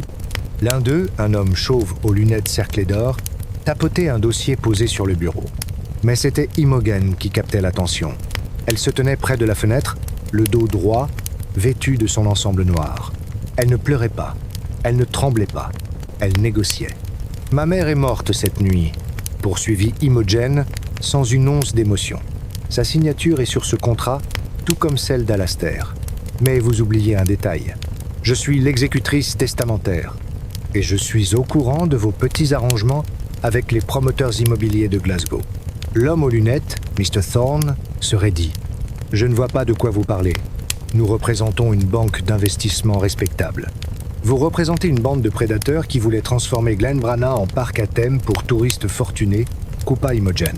Maman était désespérée. Elle avait besoin d'argent pour maintenir son train de vie à Londres. Elle vous a vendu ce mariage comme une fusion d'entreprises. Mais maintenant, c'est moi qui tiens les rênes. » Hamish haussa les sourcils. La jeune femme effacée et docile qu'il avait vue la veille avait disparu, remplacée par une femme d'affaires redoutable. L'eau qui dort, avait dit les jumelles. Elles avaient raison. Alastair leva soudain la tête. « Imogen ? De quoi parles-tu, tu savais ?» Elle tourna vers lui un regard empreint d'une pitié agacée. « Bien sûr que je savais, Alastair. Maman ne pouvait pas garder un secret. Elle allait te ruiner. Elle allait prendre tes terres, construire son spa ridicule, et nous serions repartis à Londres avec les profits une fois que tu aurais fait faillite. »« Et tu l'as laissé faire ?» souffla Alastair, horrifié. « Je n'avais pas le choix. Elle tenait les cordons de la bourse. Mais les choses ont changé, n'est-ce pas ?» Hamish décida que c'était le moment idéal pour faire son entrée. Il poussa la porte et entra dans la pièce avec son allure traînante, un sourire niais aux lèvres. « Bonjour à tous. Désolé de déranger. Je cherchais juste les toilettes. C'est un vrai labyrinthe, ce château. » « Oh, je vois que vous parlez affaires. C'est triste, avec le corps de la pauvre madame encore chaud. » Monsieur Thorne se tourna vers lui, furieux. « Qui êtes-vous ? Sortez d'ici. C'est une réunion privée. » Agent Hamish Macbeth, police de Logdub, se présenta-t-il en touchant le bord de sa casquette. « Et vous êtes ? C'est privé, » répéta l'homme. « Rien n'est privé quand il y a un meurtre, monsieur, » dit Hamish, sa voix perdant soudain toute trace de naïveté. Surtout quand il s'agit de contrats qui donnent un mobile gros comme une maison à la moitié des personnes présentes dans cette pièce. Il s'avança vers le bureau et jeta un coup d'œil au dossier. Projet Glenbrana, centre de biens, être et résidence de loisirs. Très joli titre. Ça implique de raser les ruines du XIIe siècle, je suppose ? C'est du développement économique, aboya le deuxième homme, plus jeune et plus agressif. Cette région est un désert. Nous apportons de l'emploi. En volant la terre des gens, corrigea Hamish. « Alastair, as-tu signé ça de ton plein gré ?» Alastair secoua la tête. « Misérable. Harriet a dit que c'était juste une formalité pour le prêt. Je n'ai pas lu les petits caractères. »« Classique, » commenta Hamish. Il se tourna vers Imogen. « Et vous, mademoiselle Loudon, vous semblez très au fait des détails. Vous saviez que votre mère escroquait votre futur mari. Ça ne vous dérangeait pas d'épouser un homme que vous alliez détruire ?» Imogen le fixa froidement.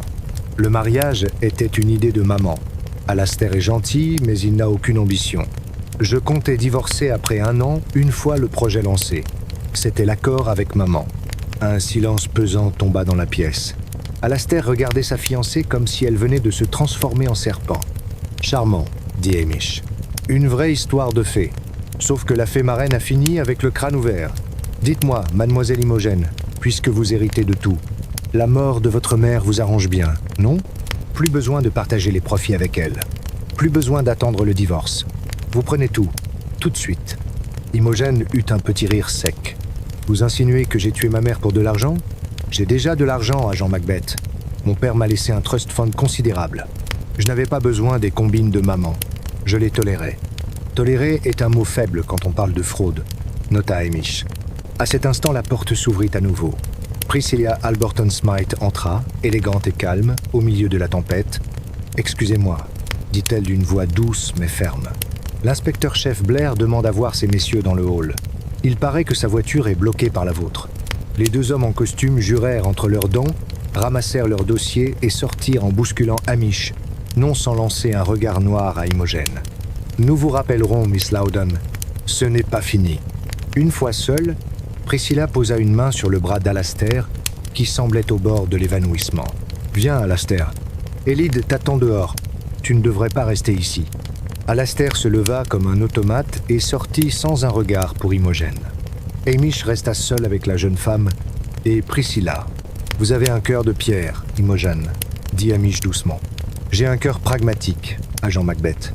Maman m'a appris que les émotions sont des luxes que les femmes ne peuvent pas se permettre si elles veulent survivre. » Elle a eu tort, dit Hamish. C'est peu, être justement parce qu'elle a oublié l'émotion qu'elle est morte.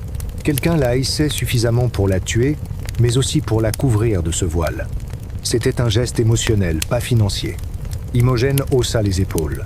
Un geste d'une indifférence étudiée. Peut être. Ou peut être que c'était juste pour cacher les dégâts. Maman détestait être décoiffée. Elle se dirigea vers la sortie, ses talons claquant sur le parquet. « Je vais dans ma chambre. Si vous avez besoin de moi, ne me dérangez pas. Je dois préparer les funérailles. Je suppose qu'il faudra encore des fleurs. » Quand elle fut partie, Priscilla se tourna vers Hamish. Son visage exprimait une inquiétude profonde. « Elle fait peur, Hamish. Je ne l'ai jamais vue comme ça. »« Elle porte un masque, » dit Hamish, « comme sa mère. Mais le masque est fissuré. Tu as entendu ce qu'elle a dit ? Peut être pour cacher les dégâts. Et alors ? C'est une remarque étrange. Pratique. Trop pratique. Priscilla, tu te souviens de la voix que tu as entendue ? Le mot « contrat » ? Oui, je pense que ce n'était pas Imogen. Imogen connaissait déjà le contrat, elle n'avait pas besoin de se disputer à ce sujet dehors. Elle contrôlait la situation de l'intérieur. Non, la dispute que tu as entendue était entre Harriet et quelqu'un qui découvrait la vérité. Quelqu'un qui se sentait piégé. « Alastair ?» suggéra Priscilla. « Ou Sylvia ?» dit Hamish. « Nous avons oublié Sylvia. Où est-elle ? » « Elle est dans sa chambre, je crois. Elle n'est pas descendue ce matin. »« Il faut que je lui parle, » dit Hamish, avant que Blair ne décide que le complot immobilier est trop compliqué pour lui et qu'il ne retourne harceler Callum. « Je viens avec toi, » déclara Priscilla. « Sylvia a peur des hommes en uniforme. Et franchement, Hamish, avec cette vieille vareuse, tu ressembles plus à un braconnier qu'à un policier, mais tu pourrais l'effrayer quand même. » Hamish sourit, un sourire fatigué mais reconnaissant. « Merci, Priscilla. Allons voir Cendrillon. J'ai l'impression qu'elle a peu être laissé tomber sa pantoufle de verre, ou plutôt sa bougie. » Ils sortirent de la bibliothèque. Dehors, le vent se levait, chassant les derniers lambeaux de brume, mais révélant un ciel encore plus sombre, lourd de pluie à venir. À Logsdubj, quand le brouillard se levait, c'était souvent pour laisser place à la tempête. Chapitre 8. La prière de l'ombre. Le couloir qui menait aux chambres des invités, au deuxième étage du château, était tapissé d'un lourd velours pourpre qui absorbait le son et la lumière. Il y régnait une atmosphère feutrée, presque étouffante, comme si les murs eux-mêmes retenaient leur souffle en attendant la prochaine tragédie. Hamish marchait aux côtés de Priscilla. Il se sentait douloureusement conscient de la différence entre eux. Elle, glissant sur le tapis avec une grâce aristocratique, sentant le jasmin et le luxe discret. Lui, traînant ses bottes de police réglementaire, sentant probablement le chien mouillé, le hareng fumé des Yengus et le thé trop infusé. « Tu penses vraiment que Sylvia a pu faire ça ?» chuchota Priscilla en s'arrêtant devant une porte en chêne massif. « Elle semble si inoffensive. »« Les souris mordent quand elles sont acculées, Priscilla, » répondit Hamish à voix basse. « Et Sylvia a vécu dans une souricière toute sa vie. De plus, il y a cette histoire de bougie. Je n'arrive pas à me l'ôter de la tête. Pourquoi apporter une bougie décorative sous une tente éclairée par des projecteurs, ou dans le noir, alors qu'on a tous des lampes de poche ? C est un geste ancien, un geste symbolique. » Priscilla frappa doucement à la porte. « Sylvia, C et Priscilla. Je suis avec Hamish. Nous voudrions juste vous parler un instant. » Aucune réponse ne vint de l'intérieur. Mais Hamish perçut un léger bruit de froissement, comme du papier qu'on cache précipitamment ou du tissu qu'on lisse avec nervosité. « Sylvia » insista Priscilla. La porte s'entr'ouvrit lentement, révélant le visage ravagé de Sylvia Browne. Ses yeux étaient gonflés, son nez rouge et ses cheveux gris d'ordinaire tirés en un chignon strict pendaient en mèches filasses autour de son visage. Elle portait une robe de chambre en chenille rose pâle, élimée au poignet, qui lui donnait l'air d'une enfant vieillie prématurément. « Que est-ce que vous voulez ?» demanda-t-elle d'une voix tremblante. « Les policiers sont déjà venus. Ils ont fouillé ma valise. Ils ont dit que était la procédure. »« Nous ne sommes pas là pour fouiller, Sylvia, » dit Priscilla avec une douceur maternelle qui surprit Hamish. « Nous voulons juste comprendre. » Hamish pense que l'inspecteur Blair se trompe de piste. Sylvia hésita, puis S écarta pour les laisser entrer. La chambre était vaste, meublée avec le faste victorien typique du château, mais elle régnait ici un désordre inhabituel.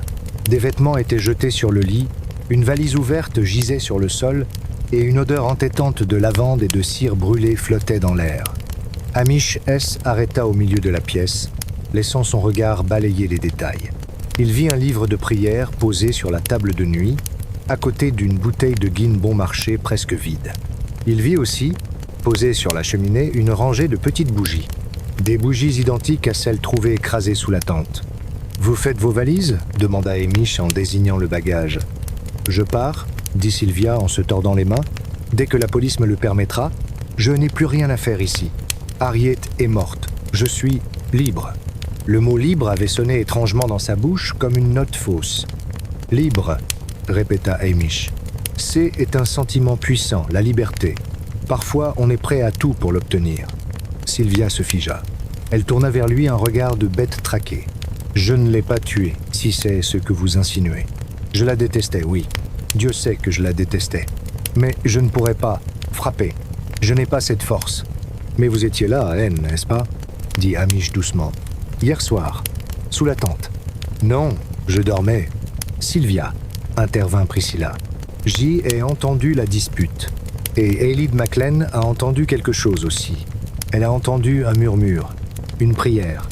À la mention de la prière, Sylvia S. effondra sur le bord du lit, cachant son visage dans ses mains. Ses épaules furent secouées de sanglots silencieux. « Ce n'était pas une dispute, » murmura-t-elle à travers ses doigts. « C'était un adieu. » Hamish S. approcha, et S. accroupi devant elle, se mettant à sa hauteur. « Racontez-nous, Sylvia. Dites-nous la vérité avant que Blair ne revienne avec ses menottes. Il a déjà arrêté un innocent. Ne le laissez pas commettre une autre erreur. » Sylvia releva la tête. Ses yeux étaient brillants de larmes, mais il y avait une lueur de défi au fond de ses pupilles. « Je suis descendu, oui, vers minuit. Je voulais lui parler. Je voulais lui demander, pour la 100e fois, de me laisser partir. De me donner ma part de l'héritage de papa pour que je puisse acheter un petit studio à Eastbourne. Juste une pièce à moi, sans ses cris, sans ses ordres. Et elle a refusé. Elle a ri. Elle était assise là, sur sa chaise dorée, comme une reine. Elle buvait du champagne. Elle m'a dit « Tu n'es rien sans moi, Sylvia. Tu mourras seule et pauvre, et c'est moi qui payerai ton cercueil. » Elle était si méchante, si pleine de venin. Sylvia prit une grande inspiration tremblante. Alors je lui ai dit que Dieu la punirait. J'ai commencé à réciter le psaume, que ses jours soient peu nombreux, qu'un autre prenne sa charge. C'est ce que Elide a dû entendre. Je priais pour sa fin. Et ensuite, pressa Hamish, ensuite, elle s'est levée. Elle a levé sa main pour me gifler, comme elle le faisait quand nous étions petites. J'y ai eu peur. J'y ai reculé. J'y ai trébuché et j'y ai couru. J'ai couru jusqu'ici et je me suis enfermé. Je n'ai pas regardé en arrière. Elle était vivante quand je suis parti, je vous le jure. Elle criait des insultes dans mon dos. Hamish observa la femme brisée. Son récit concordait avec les éléments connus, mais il y avait un trou. Et la bougie, Sylvia, celle qu'on a trouvée écrasée près d'elle, c'était la vôtre ? Sylvia regarda vers la cheminée. Oui, J avait pris une bougie pour me donner du courage. C'est stupide, je sais. Mais l'électricité me fait mal aux yeux quand je pleure. J ai dû la laisser tomber quand j'ai fui. Et le voile ? Demanda Priscilla. Pourquoi le voile sur son visage ? Le visage de Sylvia se ferma. Une ombre passa, indéchiffrable. Je ne sais pas. Peut-être que quelqu'un d'autre trouvait son visage insupportable à regarder. Hamish se releva, ses genoux craquant légèrement. Il fit quelques pas dans la pièce, réfléchissant. Si Sylvia disait vrai, elle avait laissé Harriet vivante, mais furieuse. Ce qui signifiait que l'assassin était venu après.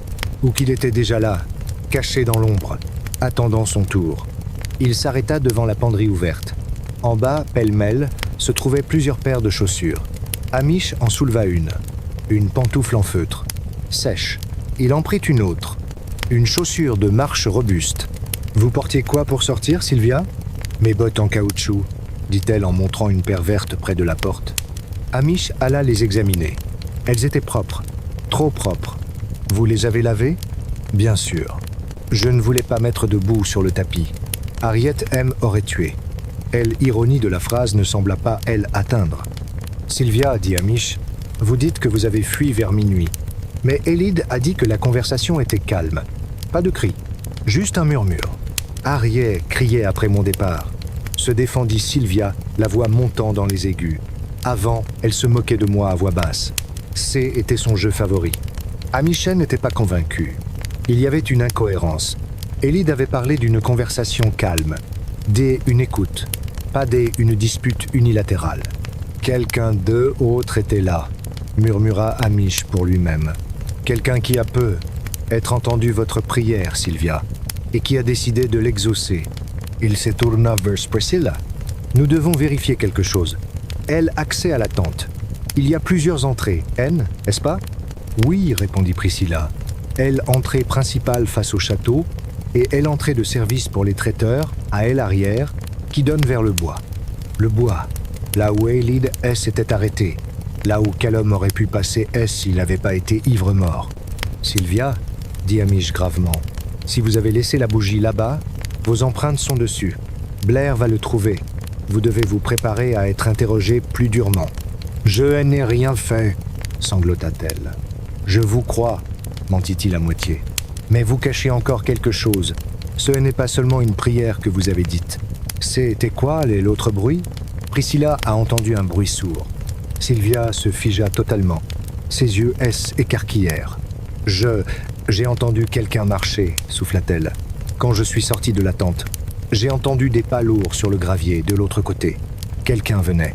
Qui? Je ne sais pas. Il faisait noir. Mais j'y ai senti une odeur. Une odeur? De quoi? De whisky? De tabac? Non, une odeur de terre. De terre fraîchement retournée. Et de menthe. Hamish fronça les sourcils. Terre et menthe. Une combinaison étrange. De la menthe? Comme du dentifrice? Non, comme la plante. La menthe sauvage qui pousse près du ruisseau. Elle, l'odeur était forte, comme si quelqu'un, elle, avait piétiné. Hamish regarda Priscilla. Une lueur de compréhension passa entre eux. « Merci, Sylvia, dit Hamish. Restez ici. Ne parlez à personne d'autre pour l'instant, surtout pas aux hommes en costume gris. » Il entraîna Priscilla hors de la chambre. Une fois dans le couloir, il accéléra le pas. « Terre et menthe, répéta-t-il. Priscilla, qui sent la terre et la menthe? Un jardinier? Suggéra Priscilla. Ou quelqu'un qui a traversé le ruisseau pour éviter d'être vu, dit Hamish. Le ruisseau qui borde le domaine au sud, là où pousse la menthe sauvage. Mais cela mène aux terres de Callum, objecta Priscilla. Oui, mais aussi au sentier qui remonte vers le village, et vers une autre maison. Laquelle? Celle du docteur Brody, dit Hamish sombrement. Angela Brody cultive de la menthe pour ses tisanes. Des hectares de menthe. Et le docteur était le premier sur les lieux ce matin, bien avant la police. Hamish, tu ne soupçonnes pas le docteur? C'est l'homme le plus gentil de Lockdub. Les gens gentils commettent parfois des meurtres pour de bonnes raisons, Priscilla, ou pour protéger quelqu'un. Et elle n'oublie pas, le docteur Brody savait exactement où frapper pour tuer instantanément. Hamish dévala les escaliers. Le puzzle changeait de forme. Ce N était plus une histoire d'argent ou de haine pure. C était peu, être une histoire de protection. Mais qui le bon docteur voudrait-il protéger au point de fracasser le crâne d'une marâtre? Alors qu'ils arrivaient dans le hall, ils tombèrent nez à nez avec l'inspecteur Blair, qui revenait du poste, l'air triomphant. « Ah, Macbeth, toujours à traîner dans les jupons des dames? J'ai une bonne nouvelle pour vous, » Frazet a avoué. Enfin, presque. Il a dit qu'il était content qu'elle soit morte. C'est suffisant pour moi. « Callum est innocent, monsieur, » dit Hamish fermement. « Et je vais vous le prouver. J'ai un nouveau témoin et une nouvelle piste. »« Encore vos délires ?» grogna Blair. « Je vous préviens, Macbeth, si vous gâchez mon arrestation, je vous mute à la circulation à Glasgow. Glasgow a besoin de moi, monsieur, sourit Hamish. Mais Lockdub a besoin de la vérité. Il sortit, laissant Blair rouge de colère. Il devait trouver Angela Brody, la douce, la maternelle Angela. Si son mari était impliqué, elle le savait. Et Angela ne savait pas mentir aussi bien que Harriet Loudon. Mais alors qu'il atteignait sa voiture, Hamish s'arrêta net. Sur le capot de la Land Rover, quelqu'un avait déposé un objet. Une simple fleur. Un brin de bruyère blanche, symbole de chance. Ou dé à Dieu. Et il était attaché avec un petit ruban noir. Le message était clair. Arrête de chercher ou tu auras besoin de chance. Hamish prit la fleur, la porta à son nez. Elle sentait la bruyère, oui, mais aussi, très légèrement, la menthe. Chapitre 9. Une infusion de vérité. La maison du docteur Brody se situait à l'autre bout du village, nichée au creux d'un vallon où le vent semblait s'apaiser, comme par respect pour la médecine. C'était une bâtisse accueillante, couverte de lierre, entourée d'un jardin qui, même sous ce ciel de plomb, affichait une résistance végétale héroïque. Hamish gara la Land Rover près du portail.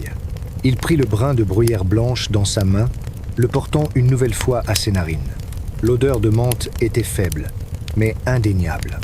Elle ne venait pas de la plante elle-même, mais de celui ou celle qui l'avait cueillie ou transportée. « Reste là, Lugs, » dit Hamish. « Si Angela te voit, elle va vouloir te donner des biscuits, et tu as déjà pris du poids. » Le chien le regarda avec une tristesse infinie, posant son museau sur ses pattes.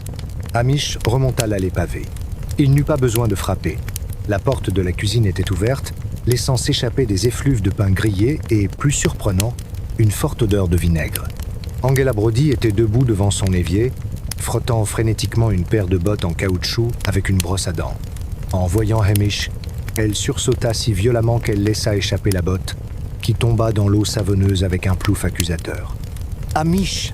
s'écria-t-elle, une main sur le cœur. « Tu m'as fait une peur bleue. On t'a jamais appris à tousser avant d'entrer ?»« Bonjour, Angela. Désolé, je vois que c'est le grand nettoyage de printemps, même en automne. » Angela récupéra la botte, le visage cramoisi. « Oh, c'est juste. Le jardin est tellement boueux. Et le docteur déteste la saleté. Tu veux du thé ? J'ai fait des scones. »« Volontiers, » dit Hamish en s'asseyant à la table de la cuisine. Il observa Angela s'affairer. Ses gestes étaient saccadés, nerveux. Elle renversa un peu de lait en versant le thé. Ce n'était pas la Angela placide et maternelle qu'il connaissait. « Où est le docteur ?» demanda Hamish. « En tournée. Il est allé voir la vieille Mrs. Gilchrist pour son lumbago. Pourquoi ? Tu es malade ? » ?»« Non, Angela. Je suis juste curieux. Dis-moi, ton carré de menthe sauvage, celui qui pousse près du ruisseau au fond du jardin, il se porte bien ?»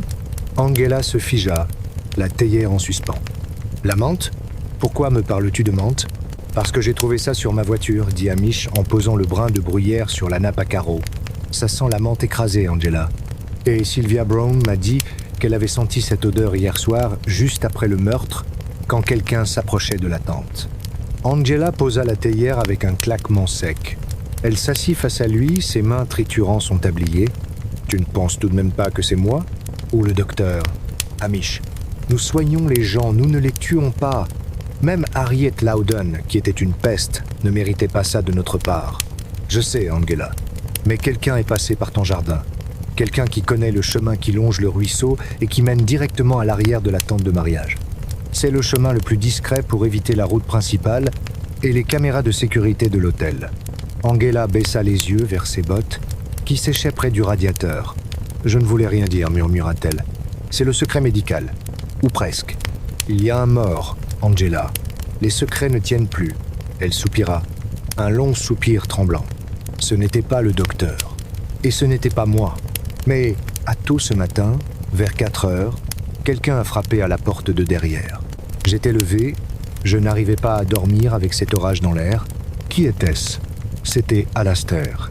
Hamish ne montra aucune surprise, bien que son cœur battît un peu plus vite. Alastair MacLean ? Oui. Il était dans un état épouvantable. Trempé, couvert de boue, et il sentait la menthe, oui. Il avait traversé le ruisseau et coupé à travers mon jardin pour éviter la police sur la route. Il pleurait, Hamish, comme un enfant. Qu'est-ce qu'il t'a dit ? Il a dit qu'il avait tout gâché, qu'il était allé la voir pour la supplier d'annuler le contrat, mais qu'il était arrivé trop tard. Trop tard ? Il l'a trouvée morte ? C'est ce qu'il dit. Il dit qu'elle était déjà par terre, mais il a vu quelque chose d'autre. il a vu l'ombre.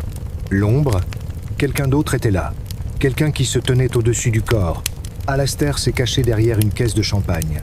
Il a vu cette personne ramasser le voile qui était tombé sur une chaise et le poser sur le visage d'Ariet. Avec une douceur terrifiante, a-t-il dit, comme on borde un enfant. Et il a reconnu cette personne ? Demanda Hamish, se penchant en avant. Angela hésita. Elle regarda vers la porte du cellier, comme si elle craignait d'être entendue. Il n'est pas sûr. Il faisait sombre et il y avait cette maudite brume. Mais il a dit que la silhouette était familière. Il a dit qu'elle portait du noir. Du noir ? Tout le monde portait du noir ou du sombre hier soir, à part la mariée et Ariet. Non, Hamish, une tenue de deuil. C'est ce qui l'a frappé. La personne semblait habillée pour un enterrement, pas pour une fête. Hamish réfléchit. Imogen portait du noir ce matin. Mais hier soir, elle portait une robe de cocktail bleu. Sylvia avait une robe grise. « Où est Alastair maintenant ?» demanda Hamish. Angela désigna le plafond. « Dans la chambre d'Amy. Je l'ai caché. Je sais, c'est illégal. Mais ce garçon est incapable de tuer une mouche, Hamish.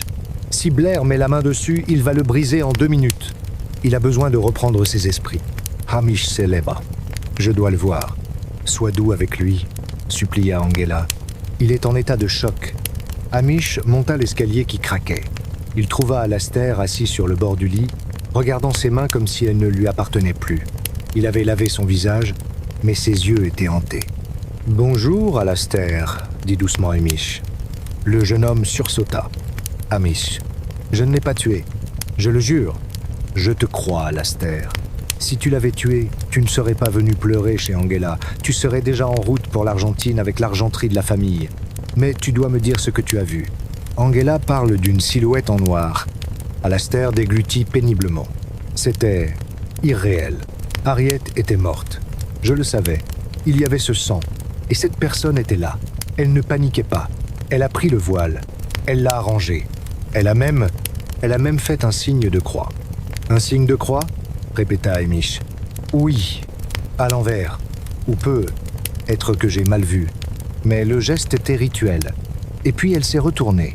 Tu as vu son visage ? Juste une seconde. Un rayon de lune a percé la tente. C'était un visage, lisse, sans expression, comme un masque de cire. Qui était-ce, Alastair ? Dis-le. J'ai cru que c'était Imogen, chuchota-t-il. Mais ses yeux, ils brillaient. Et Imogen ne croit pas en Dieu, ni au diable. Elle ne ferait pas un signe de croix ? Imogen, répéta Hamish. Elle a dit ce matin que le voile servait peu, être à cacher les dégâts. C'est une phrase de quelqu'un qui a vu le corps. Mais Imogen était couchée, protesta Alastair, comme s'il voulait encore la défendre. Elle a pris un somnifère. Les somnifères, ça se recrache, dit Hamish. Alastair, tu dois rester ici. Blair a relâché Callum, mais il cherche un nouveau coupable. Toi, si tu sors, tu es fini. Je vais aller chercher la preuve qu'il nous manque. Il redescendit à la cuisine. Angela l'attendait, anxieuse. Alors ? C'est compliqué, Angela. Mais merci pour le thé. Et pour la menthe. Il sortit et retourna à sa voiture. Lugs aboya pour l'accueillir. On y retourne, mon chien. On retourne au château. J'ai besoin de voir les chaussures d'Imogen Loudon. Et j'ai besoin de vérifier si elle a des bottes qui sentent la menthe. Mais alors qu'il démarrait, son téléphone sonna. C'était Priscilla. « Hey Mich, fais vite !» Imogen quitte le château. Quoi ? Blair l'a autorisée à partir ? Non, mais elle s'en fiche. Elle a dit qu'elle devait rentrer à Londres pour gérer la crise médiatique. Elle a chargé ses valises dans sa voiture de sport. Elle part maintenant. Essaie de la retarder, cria Hamish en faisant demi-tour dans un crissement de pneus. Dis-lui que les banquiers veulent lui parler, n'importe quoi. Il appuya sur l'accélérateur. La Land Rover rugit, protestant de tous ses boulons. Imogen fuyait. Ce n'était pas le comportement d'une héritière innocente. C'était le comportement de quelqu'un qui venait de réaliser qu'un témoin l'avait peu. Être vu dans l'ombre. Hamish fila sur la route étroite, priant pour ne pas croiser de tracteur. Le brouillard s'était levé, mais la tempête approchait pour de bon. Le ciel était noir comme de l'encre au-dessus de Glenbrana. La confrontation finale n'aurait pas lieu sous la brume, mais sous le déluge. Chapitre 10. La mariée était en noir. Le ciel au-dessus de Loch de Bess était finalement décidé à craquer. Ce n'était pas une pluie ordinaire, mais un déluge biblique. Une cataracte d'eau glacée qui transformait les routes en torrents et les champs en marécages. Le vent hurlait à travers les vallons, secouant les vieux arbres comme des brins de paille. Hamish Macbeth agrippait le volant de sa Land Rover, luttant contre les bourrasques qui menaçaient d'envoyer le véhicule dans le fossé. Devant lui, sur L unique route qui reliait le château à la civilisation, il aperçut les phares xénon agressifs d'une voiture de sport basse et profilée. C était la voiture D Imogen. Elle roulait vite, trop vite pour ses conditions, dérapant dangereusement sur le bitume inondé. Hamish ne réfléchit pas. Il donna un coup de volant brusque, plaçant son lourd véhicule en travers de la chaussée, bloquant totalement le passage. Il alluma ses gyrophares bleus, qui tournoyèrent tristement sous la pluie battante. La voiture de sport freina en catastrophe. Les pneus crissèrent sur l'asphalte mouillé, et le bolide S s'arrêta à quelques centimètres à peine de la portière du policier. Hamish soupira, remit sa casquette et sortit sous l'averse. Luggs, sagement, resta recroquevillé sur le siège passager, enfouissant sa truffe sous ses pattes. Imogen Loudon baissa la vitre de sa voiture. Elle portait de grandes lunettes de soleil noir, ridicules sous cet orage, et ses cheveux blonds étaient tirés en arrière. Impeccable. « Êtes-vous fou, Macbeth ?» hurla-t-elle pour couvrir le bruit du vent. « Bougez cette épave. J'ai un avion à prendre à Glasgow. » Hamish accouda à la portière et l'eau ruisselant de sa visière directement sur le cuir coûteux de l'habitacle. « L'aéroport sera fermé avec ce temps, mademoiselle Imogen.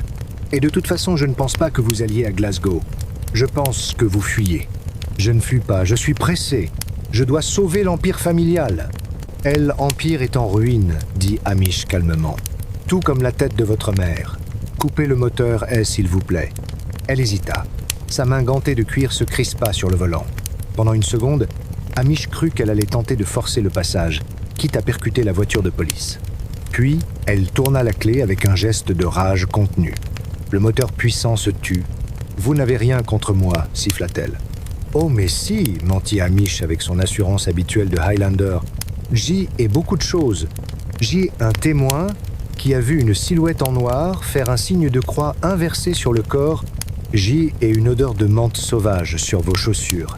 La même menthe qui pousse sur le sentier arrière, celui que vous avez emprunté pour surprendre votre mère sans être vue. » Imogen retira ses lunettes. Ses yeux bleus étaient durs comme de l'acier. « La menthe ? Vous bluffez, Macbeth. Essayez-moi. Sortez de la voiture et montrez-moi vos semelles. Si elles sont propres, je vous laisse passer. Si elles ont des traces de terre noire et de menthe écrasée, eh bien, c'est une autre histoire. » Elle ne bougea pas. Elle le fixa, calculant ses chances. Hamish soutint son regard, son visage ruisselant de pluie, mais ses yeux noisettes pétillants d'une intelligence qu'il cachait si bien d'ordinaire. « Elle allait tout détruire, dit-elle soudain, sa voix étrangement calme. Elle avait signé ce contrat stupide. Elle allait dilapider mon héritage dans ce projet grotesque de spa. Elle m'avait promis de me laisser gérer les finances après le mariage, mais j'y ai entendu sa conversation téléphonique hier après-midi. Elle comptait me déshériter si je tentais de prendre le contrôle. « Alors vous êtes allé la voir, dit Hamish. Je suis passé par le sentier du docteur. Je ne voulais pas qu'Alastair me voie. Je voulais lui parler une dernière fois. Et vous l'avez trouvée avec Sylvia. » « Non, dit Imogen, avec un petit rire méprisant. Sylvia partait en courant, cette idiote, en pleurnichant avec sa bougie. Maman était assise là, à boire. Elle riait. Elle m'a dit « Regarde ta tante, Imogen. C'est est-ce qui t'est attends si tu me désobéis. » Une vieille fille pauvre et pathétique. Un éclair déchira le ciel, illuminant le visage d'Imogen. Il ressemblait à un masque de marbre. « Je n'ai pas réfléchi, continua-t-elle. Il y avait cette lourde bouteille de champagne sur la table. Je l'ai juste fait taire. C'est était si facile. Un seul coup. Et le silence est revenu. Enfin. Et le voile ? Demanda Hamish. Pourquoi le voile ? Imogen grimaça. Une expression de dégoût pur. Elle avait les yeux ouverts. Elle avait l'air. Surprise et laide. Je déteste la laideur. Le voile était là, sur la chaise. Je l'ai posé pour cacher son visage. C était plus propre. Plus digne. Et le signe de croix ? Alastair a vu un geste. « Oh, ça, fit-elle avec dédain. Je vérifiais juste si mon collier de perles N n'était pas cassé. Maman avait essayé de m'agripper en tombant. Je remettais mes vêtements en place. Alastair est un idiot superstitieux. Il a vu une prière là-dedans. » Hamish secoua la tête. C était glaçant. Pas de remords, pas de passion. Juste de la gestion de problèmes. Imogen Loudon n'était pas une meurtrière passionnée.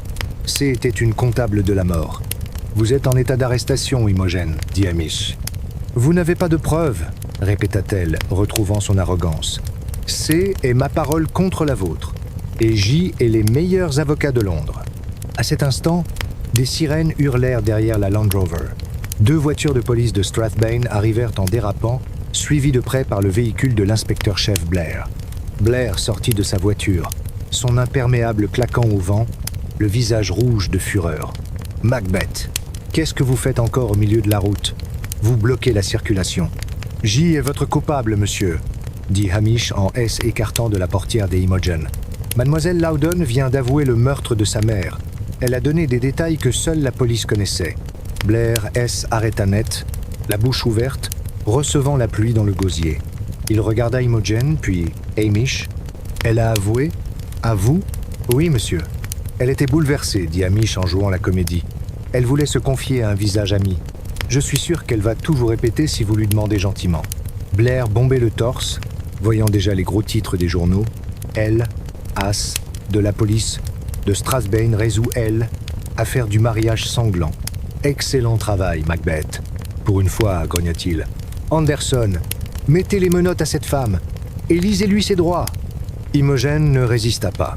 Elle sortit de sa voiture avec la dignité d'une reine montant à l'échafaud, lançant un dernier regard de haine glaciale à Hamish. « Vous le paierez, paysan » murmura-t-elle en passant près de lui. « Peut être, » répondit Hamish. « Mais ce soir, je vais dormir dans mon lit. Et vous, mademoiselle, vous allez découvrir que les matelas de la prison de Strathbane sont beaucoup moins confortables que ceux de Glenbrana. » Hamish regarda le convoi repartir sous la pluie. Il était trempé jusqu'aux os. Il avait froid, mais il se sentait léger. Le lendemain, le soleil revint sur Loch Dub, comme pour s'excuser de son absence prolongée. La tempête avait lavé le ciel, le rendant un bleu innocent. Hamish était assis sur le banc devant le poste de police, profitant des rayons tièdes. Luggs dormait à ses pieds, rêvant probablement d'Éos à moelle infinie. Sonsi était perché sur le muret, observant une mouche avec une concentration intense. Une vieille Volvo, elle s'arrêta devant le poste. Angela Brody en sortit, suivie d'un Alastair MacLan qui avait l'air d'avoir vieilli de 10 ans en 2 jours, mais qui semblait enfin respirer. « Hamish !» appela Angela. « Nous allons à l'église pour organiser les choses. Alastair voulait te remercier. » Le jeune homme s'approcha, serrant la main de Hamish avec vigueur. « Merci, Hamish. Angela m'a dit que tu m'avais évité la prison. C'est surtout Angus MacDonald qu'il faut remercier, dit Hamish, et le fait que tu ne sais pas mentir. » « Le mariage est annulé, bien sûr, dit Alastair avec un petit sourire triste. Et le contrat avec. Les avocats sont partis. Je garde mes ruines et mes dettes. Mais au moins C est ma terre. Et Tailid, elle va m'aider. On va ouvrir ce gîte dont elle parlait, quelque chose de simple. Pas de spa, pas de luxe, juste les Highlands. C est une bonne idée, approuva Hamish. Et Sylvia demanda Angela. Elle est partie ce matin, répondit Hamish. Elle a pris le bus pour Eastbourne. Elle a hérité finalement. Pas tout, car les frais de justice d'Imogen vont être colossaux, mais assez pour acheter sa liberté. Elle m'a laissé une bougie sur le pas de la porte. Une bougie neuve. Angela sourit, ce sourire chaleureux qui faisait d'elle la mère de tout le village. Tu devrais venir dîner ce soir, Hamish. J'ai fait un rôti, et Priscilla sera là. Le cœur de Hamish fit un bond, ce vieux réflexe stupide qu'il n'arrivait pas à contrôler. Priscilla, je croyais qu'elle était repartie à Londres. Pas encore. Elle aide son père à régler les dégâts à l'hôtel. Elle a demandé si tu viendrais. Hamish regarda ses bottes usées, puis le paysage grandiose de Loch Dubech. Il regarda Luggs qui ouvrit un œil, et Sonsi qui venait de rater sa mouche. Peut être, dit-il, si je trouve une chemise propre. Angela éclata de rire et remonta dans la voiture. Alors qu'il s'éloignait, Hamish vit les jumelles Curie passer de l'autre côté de la rue. Elles s'arrêtèrent, le saluèrent de la main et repartirent en jacassant, sans doute en train de réécrire l'histoire pour qu'elle soit encore plus dramatique. Hamish étira, sentant ses articulations craquer. Et l'affaire était close. Blair avait sa gloire, le village avait ses ragots pour elle l'hiver, et Hamish avait sa paix. Il rentra dans le poste, mit la bouilloire sur le feu et s'assit dans son fauteuil. « Tu sais, Logs, dit-il alors que le chien le rejoignait, on dit que les mariages sont les plus beaux jours d'une vie, mais franchement, je préfère une bonne tasse de thé et un jour sans cadavre. » Sonsi sauta sur ses genoux, ronronnant bruyamment. Dehors, le loch scintillait, gardant ses secrets sous la surface noire, attendant la prochaine tempête, le prochain drame et le prochain mystère que seul un policier des Highlands, avec un peu de bon sens et beaucoup de patience, pourrait résoudre.